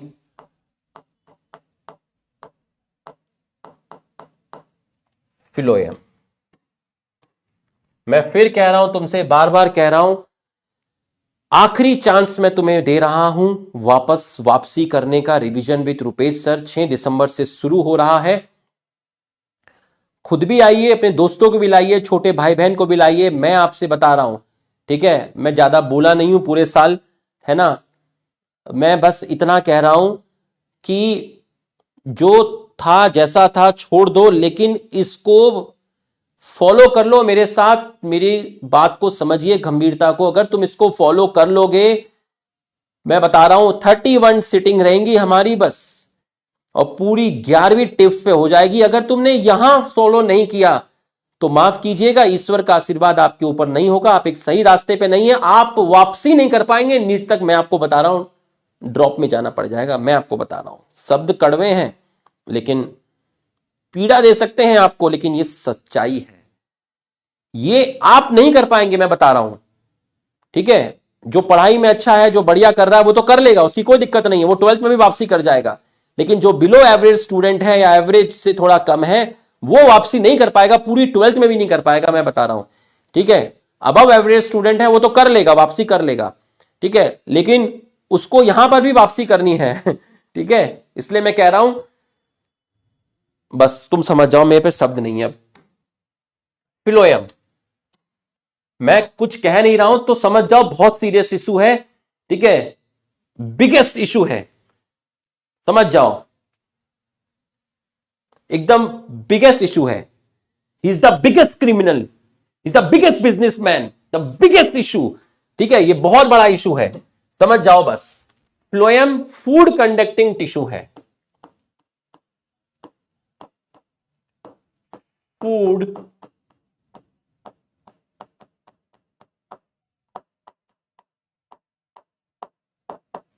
फूड कंडक्टिंग टिश्यू है। ये आपका खाना लेके जाता है, ठीक है, ये आपका क्या लेके जाता है, खाना लेके जाता है, ठीक है, ये आपका क्या लेके जाता है, खाना लेके जाता है, फूड कंडक्टिंग टिश्यू है। और ये आपको पहले ही बता दिया था कि ये और जाइलम दोनों के दोनों कॉम्प्लेक्स परमानेंट टिश्यू है।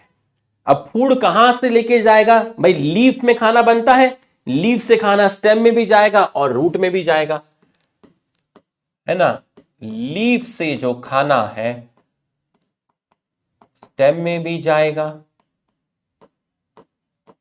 वो आपका रूट में भी जाएगा। इसके अंदर 4 तरह की सेल्स हैं, है ना, इसके अंदर 4 तरह की सेल है। पहली सेल है आपकी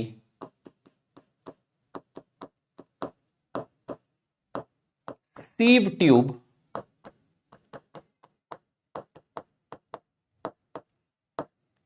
या मैं कहूं सीव ट्यूब एलिमेंट। दूसरी सेल है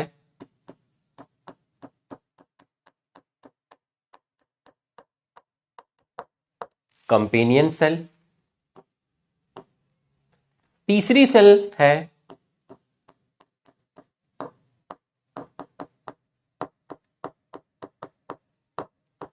फिलोएम पेरेन्काइमा। और चौथी सेल है आपकी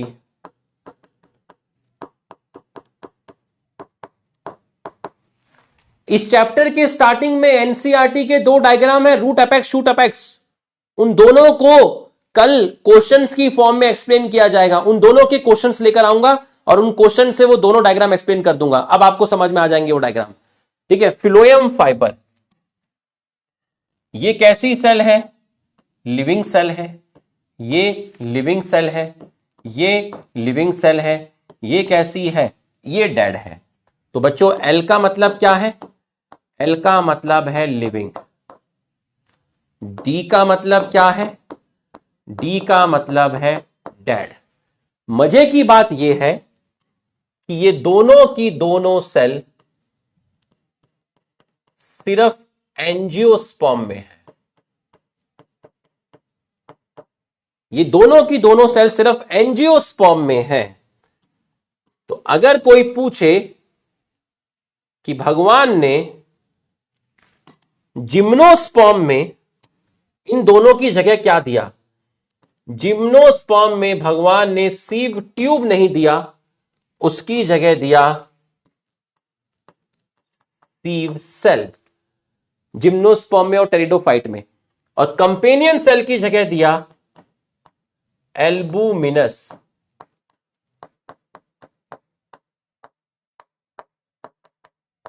सेल। तो ये सेल आपका जिम्नोस्पर्म और टेरिडोफाइट में मिलेगी। सीव ट्यूब कहां मिलेगी, एंजियोस्पर्म। जिम्नोस्पर्म में सीव ट्यूब की जगह मिलेगी सीव सेल। कंपेनियन सेल कहां मिलेगी, एंजियोस्पर्म। जिम्नोस्पर्म में कंपेनियन सेल की जगह क्या मिलेगी, एल्बुमिनस सेल। ठीक, तो ये आप ध्यान रखेंगे। अब ये होता क्या है उसको भी समझ लो, ये होता क्या है एक एक करके समझ लीजिए। जल्दी इसको लिखिए पहले, अब मैं एक एक करके आपको एक्सप्लेन करता हूं कि ये होता क्या है। वीडियो कॉल कल करूंगा यार, वीडियो कॉल, इसमें आवाज जाती नहीं, मैं बच्चों को कॉल करता हूं ना, लास्ट ईयर कॉल की थी, इनको आवाज ही लेंगे, वो आज तक पूछते हैं सर आप क्या कह रहे थे, उनकी क्लास। हाँ जल्दी से लिख लीजिए।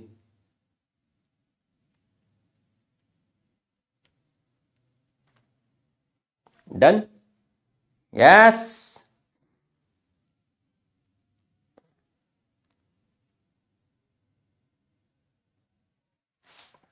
डन। आ जाओ एक एक करके, अब सुनना मेरी बात को, ध्यान समझना। डायग्राम बनेगा और दोनों तरफ लिखूंगा, ठीक है, पहले बता रहा हूं। इतने में बनेगा डायग्राम और यहां दोनों तरफ लिखा जाएगा। ठीक है, तो पहले ही एकदम चौकस बैठना। आ जाओ।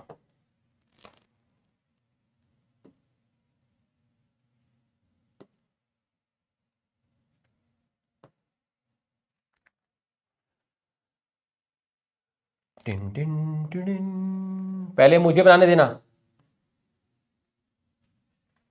पहले मुझे बनाने देना, पहले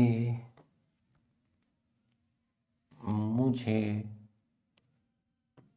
बनाने देना, उसके बाद तुम बनाना। ठीक है, पहले मुझे बनाने देना फिर तुम बनाना। पहले मुझे बनाने देना,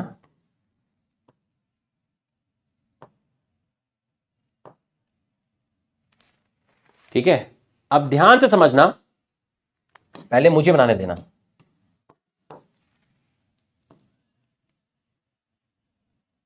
वैक्यूल वैक्यूल। ठीक, पहले मुझे बनाने देना। यहां से यहां तक वेजल से हिंट लेना, वेजल से हिंट लेना, यहां से यहां तक एक ये दिखाया और एक ये दिखाया, एक ये दिखाया और एक ये दिखाया। इनको आप बोलते हैं, इनको आप बोलते हैं S T E, S T E. तो एस टी ई क्या है? एस टी ई है सीव tube element, सीव tube element, S T E, S T E. और पूरे को बोलेंगे यहां से लेके यहां तक। इस पूरे को क्या बोलेंगे? इस पूरे को बोलेंगे सीव ट्यूब। तो आप मेरे को बताइए, सीव ट्यूब, हां सीव ट्यूब मेंबर, वही चीज, सीव ट्यूब मेंबर या फिर सीव ट्यूब एलिमेंट। तो एक सीव ट्यूब किससे बनी है? एक सीव ट्यूब अपने मेंबर से बनी है और हर एक मेंबर को बोलते हैं सीव ट्यूब एलिमेंट। हर एक मेंबर को बोलते हैं सीव ट्यूब एलिमेंट। सीव ट्यूब एलिमेंट के सेंटर में आपका क्या मिलता है? सीव ट्यूब एलिमेंट के सेंटर में आपका वैक्यूल मिलता है। वैक्यूल आने की वजह से आपका जो साइटोप्लाज्म है वो कहां शिफ्ट हो गया? सेंटर में या पेरिफ्री में? बताइए। वैक्यूल आने की वजह से साइटोप्लाज्म कहां शिफ्ट हो गया? सेंटर में या पेरिफ्री में? बताइए, साइटोप्लाज्म कहां शिफ्ट हो गया? वैक्यूल आने की वजह से जो साइटोप्लाज्म है वो आपका shifted to periphery, shifted to periphery. तो साइटोप्लाज्म जो है वो बाहर की तरफ आपका शिफ्ट हो गया। तो किसी ने आपसे पूछा सीव ट्यूब क्या है? भाई सीव ट्यूब बनी हुई है सीव ट्यूब एलिमेंट के असेंबल होने की वजह से, एक के ऊपर एक है। तो सीव ट्यूब एलिमेंट, ये देखिए, ये एक सीव ट्यूब एलिमेंट है, फिर उसके ऊपर दूसरा है, दूसरे के ऊपर तीसरा है। तो सीव ट्यूब एलिमेंट कैसे प्लेस्ड है? अगर मैं आपसे पूछूं कि सीव ट्यूब एलिमेंट जो है ये आपके प्लेस्ड है वन अबव अदर, वन एक के ऊपर एक है, वन अबव अदर। कैसे प्लेस्ड है? लॉन्गिट्यूडनली प्लेस्ड है, एक के ऊपर एक है, लॉन्गिट्यूडनल है। लॉन्गिट्यूडनल है, लॉन्गिट्यूडनली प्लेस्ड है, एक के ऊपर एक है। तो सीव ट्यूब एलिमेंट जो है वो एक के ऊपर एक है, सीव ट्यूब एलिमेंट एक के ऊपर एक है। तो अब आप मेरे को बताइए, ये जो आप मेरे को बताइए, देखिए अगर सीव ट्यूब एलिमेंट ऐसे अरेंज होते, अगर सीव ट्यूब एलिमेंट आपके ऐसे अरेंज होते तो आप इसको लेटरल बोलते, लेकिन सीव ट्यूब एलिमेंट ऐसे अरेंज है तो आप इसको क्या बोलोगे, इसको क्या बोलोगे, लेटरल वॉल या एंड वॉल, लेटरल वॉल या एंड वॉल, इसको क्या बोलोगे, लेटरल वॉल बोलोगे या एंड वॉल बोलोगे, इसको आप क्या बोलोगे। ये है आपकी एंड वॉल, ये है आपकी एंड वॉल, ये है आपकी एंड वॉल, एपिकल भी बोल सकते हैं, एंड वॉल भी बोल सकते हैं, बिल्कुल सही है। आप देखिए एंड वॉल में सर ने बीच बीच में पोर्स दिखाए हैं, एंड वॉल में सर ने बीच बीच में पोर्स दिखाए हैं, ये देखिए एंड वॉल में बीच बीच में सर ने पोर्स दिखाए हैं, तो इसका मतलब एंड वॉल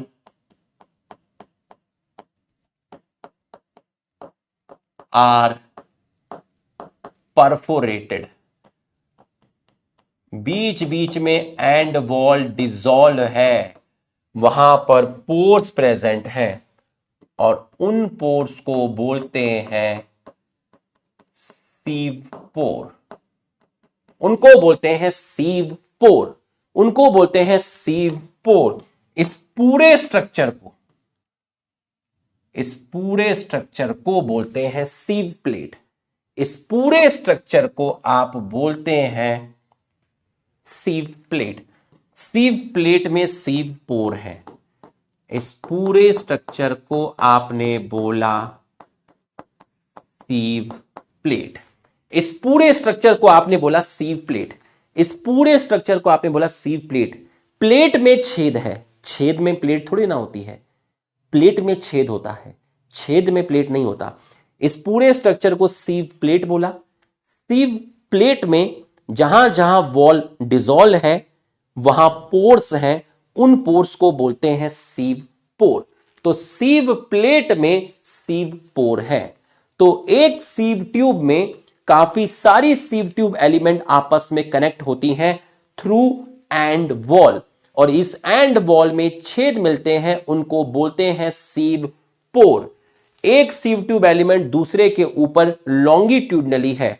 तो अब आप मुझे बताओ, एक सीव ट्यूब एलिमेंट से फूड दूसरे सीव ट्यूब एलिमेंट में किसके थ्रू जाएगा, बताइए। एक सीव ट्यूब एलिमेंट से फूड दूसरे सीव ट्यूब एलिमेंट में किसके थ्रू जाएगा, किसके थ्रू जाएगा, बताइए किसके थ्रू जाएगा, सीव पोर के थ्रू जाएगा, बिल्कुल सही, सीव पोर के थ्रू जाएगा, बिल्कुल सही। तो food from one sieve tube element to another, किसकी हेल्प से, with help of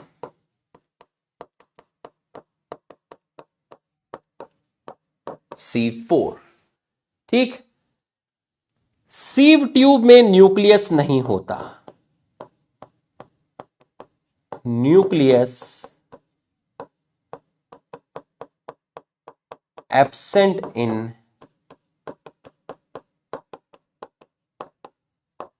सीव ट्यूब। तो सीव ट्यूब बनी होती है सीव ट्यूब एलिमेंट से, जिसके सेंटर में वैक्यूल प्रेजेंट होता है, एक बड़ा सा वैक्यूल प्रेजेंट होता है, ठीक है, बड़ा सा वैक्यूल प्रेजेंट है, जिसकी वजह से साइटोप्लाज्म बाहर की तरफ शिफ्ट कर गया है। एक सीव ट्यूब एलिमेंट दूसरे सीव ट्यूब एलिमेंट से कनेक्टेड होता है सीव पोर के थ्रू, या मैं कहूं एंड वॉल के थ्रू। एंड वॉल जहां जहां डिसॉल्व हो जाती है उनको सीव पोर बोलते हैं। एक एसटीई से दूसरे एसटीई में फूड जो जाता है वो सीव पोर के थ्रू जाता है। इस पूरे स्ट्रक्चर को प्लेट बोला, प्लेट में आपकी पोर्स प्रेजेंट है। सीव ट्यूब एलिमेंट के अंदर न्यूक्लियस नहीं मिलता है, ठीक है। और सीव ट्यूब एलिमेंट कैसा है? लिविंग है, जो सर ऑलरेडी यहां बता चुके हैं, लिविंग है। एल का मतलब क्या है? लिविंग है, सर यहां बता चुके हैं। सीव ट्यूब एलिमेंट कहां मिलेगा? एंजियोस्पर्म में मिलेगा, सर ऑलरेडी बता चुके हैं, ठीक। यहां तक की पढ़ाई आपको समझ में आई तो आप एक बार यस लिख दीजिए। यहां तक की पढ़ाई अगर आपको समझ में आई है तो आप एक बार यस लिख दीजिए, एक बार आप यस लिख दीजिए।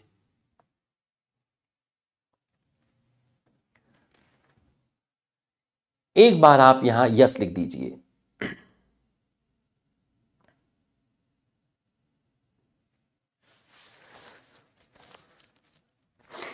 तो जो लेफ्ट में सर ने समझाया वो किसका इलाका था? सर ने लेफ्ट में समझाया सीव ट्यूब के बारे में, राइट में समझाएंगे सर कंपेनियन सेल के बारे में, राइट में सर समझाएंगे कंपेनियन सेल के बारे में, कंपेनियन सेल के बारे में ध्यान से देखिएगा, कंपेनियन सेल के बारे में समझाएंगे, ठीक है। इसके साथ एक सेल है,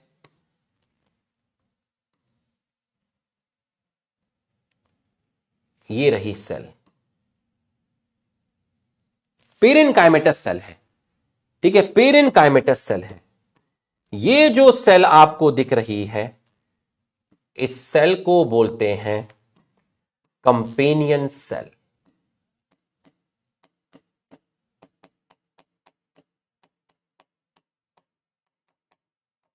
इसको बोलते हैं कंपेनियन सेल, इसको बोलते हैं कंपेनियन सेल।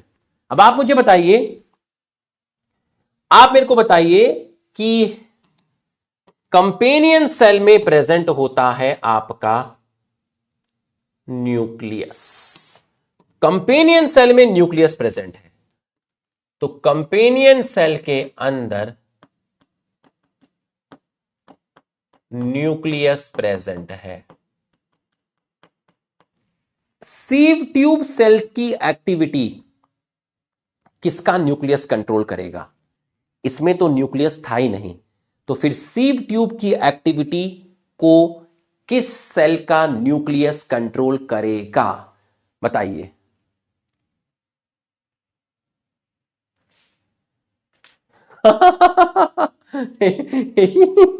एक बच्ची लिख रही है मैंने इस साइड में लेबलिंग कर दी है, भगवान ये दुख कब खत्म होंगे। अरे दीवानी, अगर इस तरफ कर दी तो कोई रट्टा थोड़ी ना मारना है, कंपेनियन सेल यहां लिख ले, और अगर आधी यहां कर दी आधी यहां कर दी तो एक डायग्राम और बना ले भाई, ये टीचर थोड़ी ना बताएगा। अरे भाई 620 630 वाले का सिलेक्शन नहीं हो रहा और इन्होंने लेबलिंग इसकी जगह यहां कर दी, तो ये कह रहे हैं अब क्या करें। कंपेनियन सेल बिल्कुल सही, न्यूक्लियस प्रेजेंट जो कि कंट्रोल करेगा, कंट्रोल उदय कंट्रोल, ठीक है, न्यूक्लियस प्रेजेंट जो कंट्रोल करेगा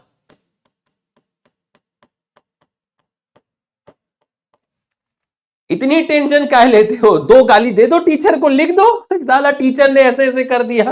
अरे यार भाई, वो तो अच्छा हुआ पीडब्ल्यू ने बंदूक नहीं दी तुम्हें, जहां तुम्हें कुछ लेबलिंग दिखती तुम तो शूट कर देते। यहां कभी गोली कान के यहां से निकल रही है, कभी सिर पे लग रही है ना, टीचर के हाथ में गोली लगी हुई है, पट्टी बांध के टीचर पढ़ा रहा है, ठीक है। कंट्रोल एक्टिविटी है ना, control activity of sieve tube,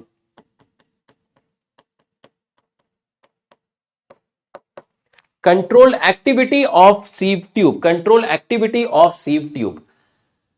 अब आप देखिए, ध्यान से देखिएगा, कंपेनियन सेल कैसी सेल है? पेरेन्काइमेटस सेल है,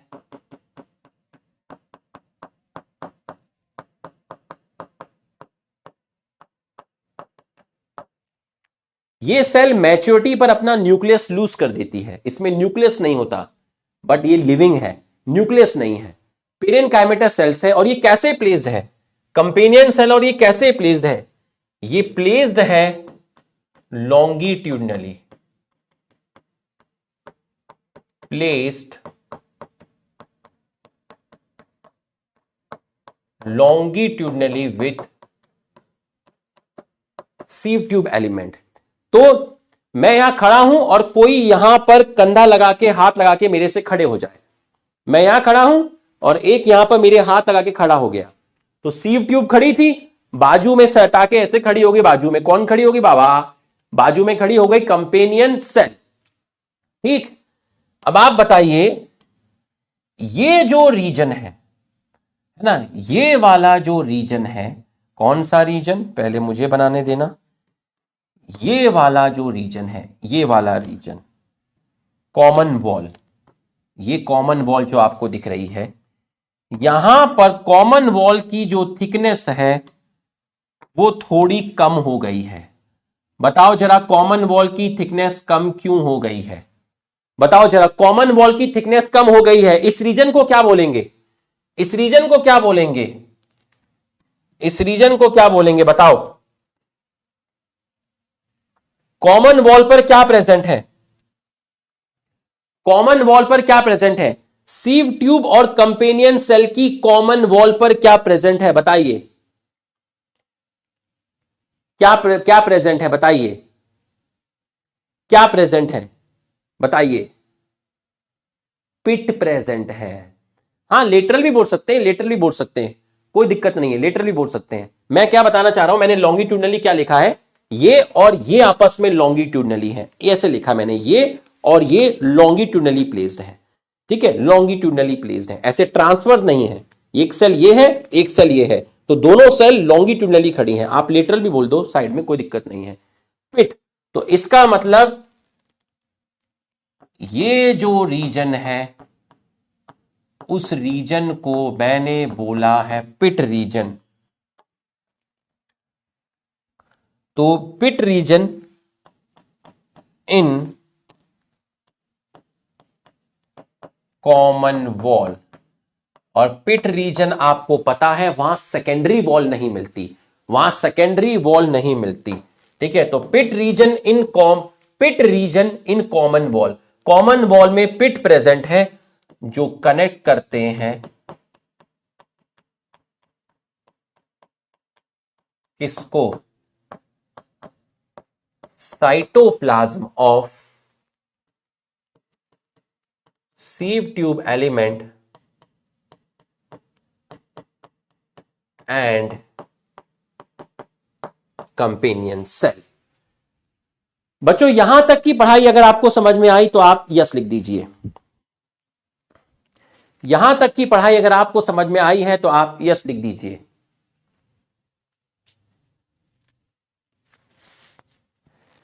यहां तक की पढ़ाई आपको समझ में आई तो आप यस लिख दीजिए।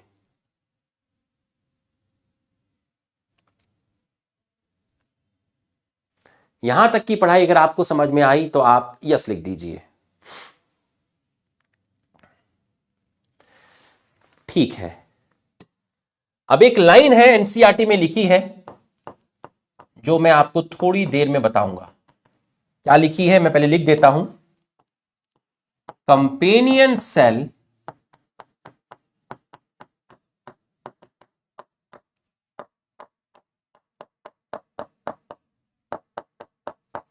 एक्चुअली ये लाइन ट्रांसपोर्ट इन प्लांट से रिलेटेड है और वो सिलेबस में है नहीं।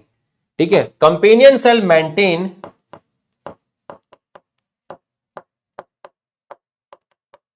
Pressure gradient in sieve tube. ये वाली जो लाइन है ये मैं आपको एक्सप्लेन करूंगा कल क्वेश्चन की फॉर्म में। इसका भी क्वेश्चन की फॉर्म में एक्सप्लेन करूंगा और वो एनसीईआरटी का जो डायग्राम है रूट अपेक्स और शूट अपेक्स का, वो भी क्वेश्चन की फॉर्म में एक्सप्लेन करूंगा। I will explain tomorrow, I will explain tomorrow. ठीक है, ये वाली लाइन मैं आपको कल एक्सप्लेन करूंगा।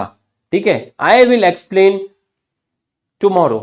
ठीक है, companion cell maintain pressure gradient in sieve tube, question की फॉर्म में एक्सप्लेन करूंगा। क्वेश्चन है इसका, क्वेश्चन से समझ में आ जाएगा। ठीक है, रूट अपेक्स और शूट अपेक्स का भी मैं आपको एक्सप्लेन करूंगा। ठीक, अब मैंने आपसे कहा कि सीव सेल प्रेजेंट होती है जिम्नोस्पर्म में, सीव ट्यूब की जगह। ठीक है, सीव ट्यूब की जगह सीव सेल प्रेजेंट होती है। ठीक है, हेडिंग डालिए छोटी सी, सीव सेल। अब देखिए सीव सेल में क्या होता है, देखिए ये एक सीव सेल, ये दूसरी सीव सेल, ये तीसरी सीव सेल, ये चौथी सीव सेल्स। तो पोर तो यहां भी प्रेजेंट है, ये देखिए पोर्स तो यहां भी प्रेजेंट है। बताओ जरा, पोर्स एंड वॉल पर है या लेटरल वॉल पर है, बताइए। पोर्स एंड वॉल पर है या लेटरल वॉल पर है, बताइए। पोर्स कहां पर है? Two sieve cell, two sieve cell connected laterally, ये डिफरेंस है, कनेक्टेड लेटरली, ये लेटरल एंड पर कनेक्ट है। तो सीव पोर तो यहां भी प्रेजेंट है, खाना एक सीव सेल से दूसरे सीव 1 2 3 4, तो खाना का जो कंडक्शन होगा वो सीव पोर के थ्रू होगा, बट सीव पोल एंड वॉल पे नहीं है, सीव पोर लेटरल एंड पर है, लेटरल वॉल पर है। तो सीव सेल और सीव ट्यूब में डिफरेंस मैंने आपको बता दिया। सीव ट्यूब एलिमेंट एक दूसरे के एंड वॉल पर है, एक के ऊपर एक है। यहां पर जिम्नोस्पर्म में एक सीव सेल से खाना दूसरे सीव सेल्स में जाता है, सीव पोर के थ्रू जाता है, बट वो सीव पोर कॉमन वॉल पे प्रेजेंट नहीं होते। सीव पोर जो होते हैं वो लेटरल वॉल पर प्रेजेंट होते हैं।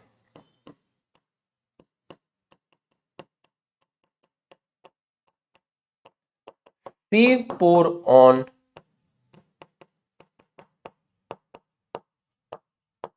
लेटरल वॉल, जो कि आपका हेल्प करेंगे फूड के कंडक्शन में। बड़े खतरनाक क्वेश्चन है इसके भी। ठीक है, तो ये आपका sieve tube companion cell complete हो गया है। ये वाली लाइन है जो मैं आपको कल एक्सप्लेन करूंगा। ठीक है, बस आप 10 मिनट में आपकी छुट्टी कर देंगे। अब जल्दी से लिख लीजिए, यहां तक आप लिख लीजिए जल्दी से।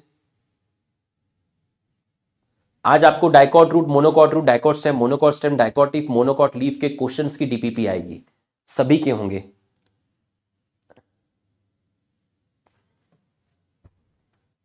लिखो बच्चों।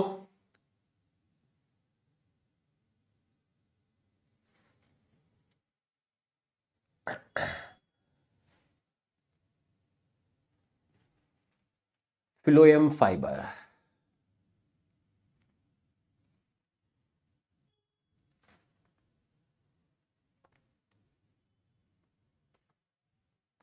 लिख लीजिए जल्दी से।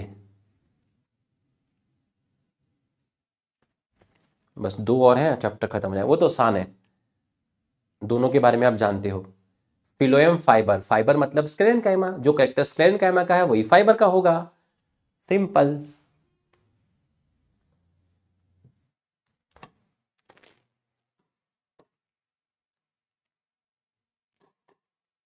यहां लिख दीजिए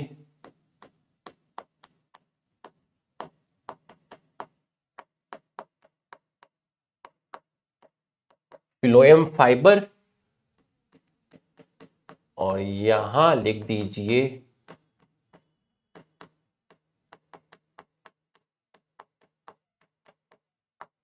फिलोएम पेरेन्काइमा। अब बच्चों फाइबर है, फाइबर है आपकी, तो फाइबर कैसी होगी? लॉन्ग होगी। ठीक है, एंड कैसे होंगे? लॉन्ग होगी, नैरो होगी, है ना, लॉन्ग होगी,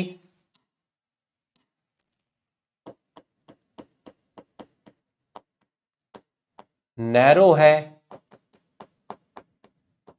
एंड्स कैसे हैं? पॉइंटेड है। ठीक है, फ्लोएम फाइबर अनब्रांच है, प्रोटोप्लास्ट को लूज करती है, लॉस प्रोटोप्लाज्म एट मैच्योरिटी। वही कैरेक्टर लिख रहा हूं जो मैं स्क्लेरेनकाइमा का लिखता था, लूज प्रोटोप्लाज्म एट मैच्योरिटी। तो ये कैसी हो गई, ये आपकी डेड हो गई। फ्लोएम फाइबर जो है वो प्राइमरी फ्लोएम में एब्सेंट है, एब्सेंट इन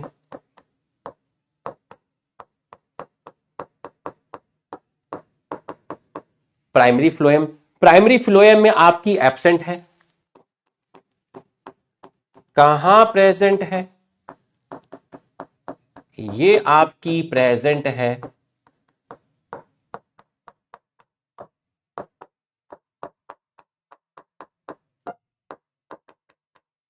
सेकेंडरी फ्लोएम में आपकी प्रेजेंट है।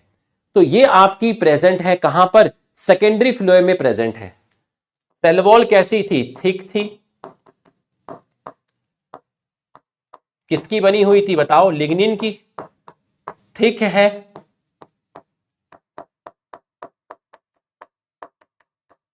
लिग्निफाइड है। ल्यूमेन कैसा है, नैरो है, बहुत सारा लिग्निन है। तो ल्यूमेन कैसा है, ल्यूमेन आपका कैसा है, नैरो है। तो ये हो गया आपका फिलोएम फाइबर। तो कोई इसमें समझने का है ही नहीं, क्योंकि हम स्क्लेरेनकाइमा पहले पढ़ चुके हैं। अगर आप देखें तो लगभग 90% कैरेक्टर तो स्क्लेरेनकाइमा के लिखे हैं, क्योंकि स्क्लेरेनकाइमेटस, क्योंकि आप फाइबर पढ़ रहे हो। फाइबर क्या है, फाइबर एक्चुअल में स्क्लेरेनकाइमा है। तो फाइबर के कैरेक्टर आपके इसके अंदर मैंने लिख दिए उठा के। फ्लोएम पेरेनकाइमा क्या है, पेरेनकाइमा है। तो पेरेनकाइमा है तो पेरेनकाइमा के कैरेक्टर लिख दीजिए। तो ये सेल कैसी होगी, ये सेल लिविंग होगी, थिन वॉल होगी। इसकी वॉल किससे बनी है, बस 2-3 मिनट में छुट्टी हो जाएगी, 2-3-4 मिनट के अंदर आपकी छुट्टी हो जाएगी। ठीक है, लिविंग है, थिन वॉल है, सेलुलोजिक है। ठीक है, अगर आप फ्लोएम पेरेनकाइमा की सेल्स को देखेंगे, फ्लोएम पेरेनकाइमा की सेल्स को देखेंगे तो इसकी जो सेल है वो आपको लॉन्ग दिखेगी और इलोंगेटेड दिखेगी। ये सर ने फ्लोएम पेरेनकाइमा की सेल्स बनाई है, फ्लोएम पेरेनकाइमा की सेल्स बनाई है। ये पहली सेल दिखाई है आपको, ये दूसरी सेल दिखाई है। भाई पेरेनकाइमा क्या है, टिश्यू है। टिश्यू किससे मिलके बना होता है, टिश्यू सेल से मिलके बना होता है। तो मैंने फ्लोएम पेरेनकाइमा की सेल दिखाई है, ये आपको पहली सेल दिखाई, ये आपको दूसरी सेल दिखाई। तो सेल देखने में कैसी लग रही है सर, सेल देखने में इलोंगेटेड दिख रही है।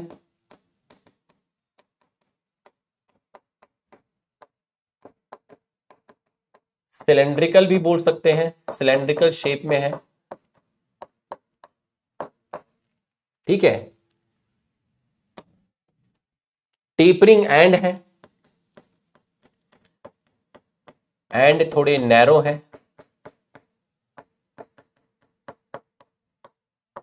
टेपरिंग एंड है, ठीक है, टेपरिंग एंड है। और इस रीजन पर थिकनेस थोड़ी कम है, इस रीजन पर यहां पर आपकी थिकनेस थोड़ी सी कम है। इसका मतलब इस रीजन पर आपके क्या प्रेजेंट है, इसका मतलब आपके यहां पर इस एरिया को बोलेंगे पिट्स। ठीक है, तो पिट किसको कनेक्ट करेगा, पिट किसको कनेक्ट करेगा, ये इसका साइटोप्लाज्म है, ये इसका साइटोप्लाज्म है। तो पिट किसको कनेक्ट करेगा, भाई जो इनकी एंड वॉल है, ये जो एंड वॉल है यहां पर पिट है, मतलब इनकी जो कॉमन वॉल है वहां पर आपकी सेकेंडरी वॉल एब्सेंट होती है। मैं ऑलरेडी 10 बार बता चुका हूं। तो यहां पर पिट प्रेजेंट है, तो पिट जो है वो आपका कनेक्ट करता है साइटोप्लाज्म ऑफ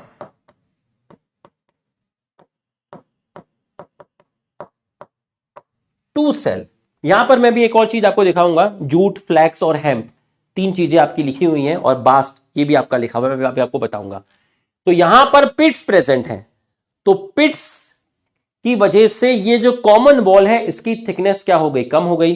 तो दो सेल्स के जो साइटोप्लाज्म है, दो सेल्स के जो साइटोप्लाज्म है, connect cytoplasm of two cells, और इसी चीज को आप क्या बोलते हैं, प्लास्मोडेस्मेटा। प्लास्मोडेस्मेटा। तो दो सेल्स के प्लास्मोडेस्मेटल कनेक्शन किसकी हेल्प से क्रिएट हो रहे हैं, पिट की हेल्प से क्रिएट हो रहे हैं। दो सेल्स के जो साइटोप्लाज्मिक कनेक्शन है, दो सेल्स के जो साइटोप्लाज्मिक कनेक्शन है जिनको आप प्लास्मोडेस्मेटा बोल रहे हैं, वो किसकी हेल्प से मेंटेन हो रहे हैं, वो आपके पिट की हेल्प से मेंटेन हो रहे हैं। किसकी हेल्प से मेंटेन हो रहे हैं, पिट की हेल्प से आपके मेंटेन हो रहे हैं। दो सेल्स के साइटोप्लाज्मिक कनेक्शन जिसको आप प्लास्मोडेस्मेटा बोलते हैं, वो मेंटेन हो रहे हैं, किसकी हेल्प से मेंटेन हो रहे हैं, वो मेंटेन हो रहे हैं आपके पिट की हेल्प से मेंटेन हो रहे हैं। ये वाली लाइन आपको समझ में आई तो एक बार आप यस लिख दीजिए, इसमें थोड़ा सा मेरे को जानना है। ये वाली लाइन अगर आपको समझ में आई है तो एक बार आप यस लिख दीजिए। दो सेल्स के साइटोप्लाज्म कनेक्शन को आप प्लास्मोडेस्मेटा बोलते हैं, ठीक है, cytoplasmic connection between two cell plasmodesmata, और plasmodesmata maintain with the help of pit, plasmodesmata maintain with the help of pit. ये आपको समझ में आई क्या? जो स्टार्टिंग से एनाटॉमी मेरे साथ पढ़ रहे हैं उनको पिट पता है तो उनको तो समझ आएगी, है ना? हाँ आई है, ठीक है, ये आपको समझ में आई है, ये आपको समझ में आई है और ये आनी भी चाहिए। अब एक एक पॉइंट दोनों का बचा है, उसको भी देख लेते हैं। फ्लोएम फाइबर जैसे जूट है ना, जैसे आपका क्या है, हेम्प है, जैसे आपका क्या है, फ्लैक्स है। तो ये जूट, हेम्प, फ्लैक्स ये किसके एग्जाम्पल है? ये आपके एग्जाम्पल है फ्लोएम फाइबर के। और इनको कमर्शियल लेवल पर कपड़े वपड़े, ऊन वगैरह, ठीक है, जूट, हेम्प, फ्लैक्स, ठीक है, ये आपके एग्जाम्पल हैं, ठीक है। तो ये जो फाइबर्स हैं ये फ्लोएम फाइबर्स हैं।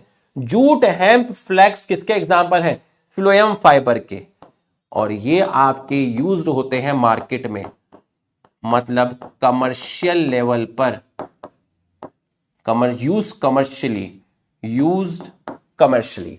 और फ्लोएम फाइबर का एक और नाम होता है, डायरेक्ट याद रखना, कोई पूछेगा नहीं, bast fibre.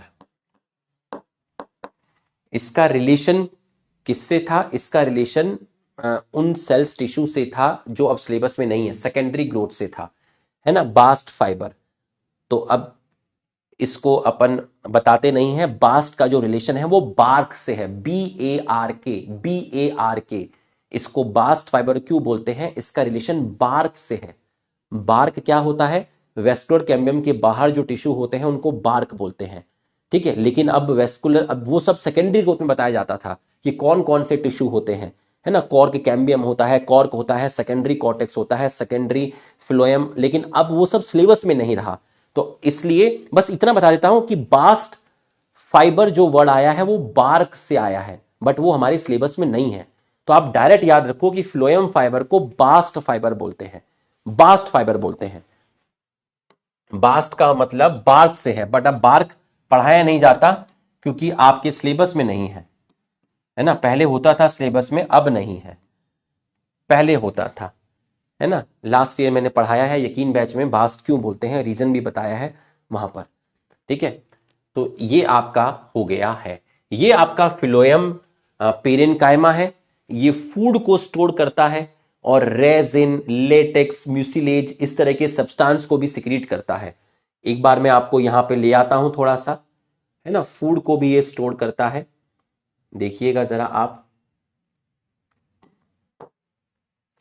Made up of elongated tapering, tapering का मतलब होता है एंड जो है वो नैरो है, सिलेंड्रिकल सेल है, dense cytoplasm and nucleus, dense cytoplasm and nucleus. मतलब साइटोप्लाज्म में जो मटेरियल होंगे वो एक दूसरे के काफी क्लोज होंगे, इसको बोलते हैं डेंस साइटोप्लाज्म, और अपना न्यूक्लियस भी है। Cell wall is composed of cellulose and has pits through which plasmodesmatal connection exists between two cells. The phloem parenchyma stored food material and other substance जैसे resin, latex and mucilage. Phloem parenchyma absent in most of the monocot. Monocot stem देख लो खोल के, वहां sir ने लिखाया था कि monocot stem में फ्लोएम पेरेनकाइमा नहीं होता, चेक कर लीजिए वहां लिखाया था। और जो पीडीएफ दिया था हैंड रिटन, उसमें भी डाइकॉट स्टेम और मोनोकॉट स्टेम के डिफरेंस में दिखाया है कि फ्लोएम पेरेनकाइमा एब्सेंट होता है। तो आप यहां पर लिख सकते हैं फ्लोएम पेरेनकाइमा जो होता है वो स्टोर करता है किसको, फूड को, एंड सिक्रीट रेजिन, ये सब्सटेंस है resin, mucilage, latex. Phloem parenchyma generally absent in monocot। आप देख लीजिएगा मोनोकॉट स्टेम के अंदर आपका एब्सेंट था, ठीक है। Phloem parenchyma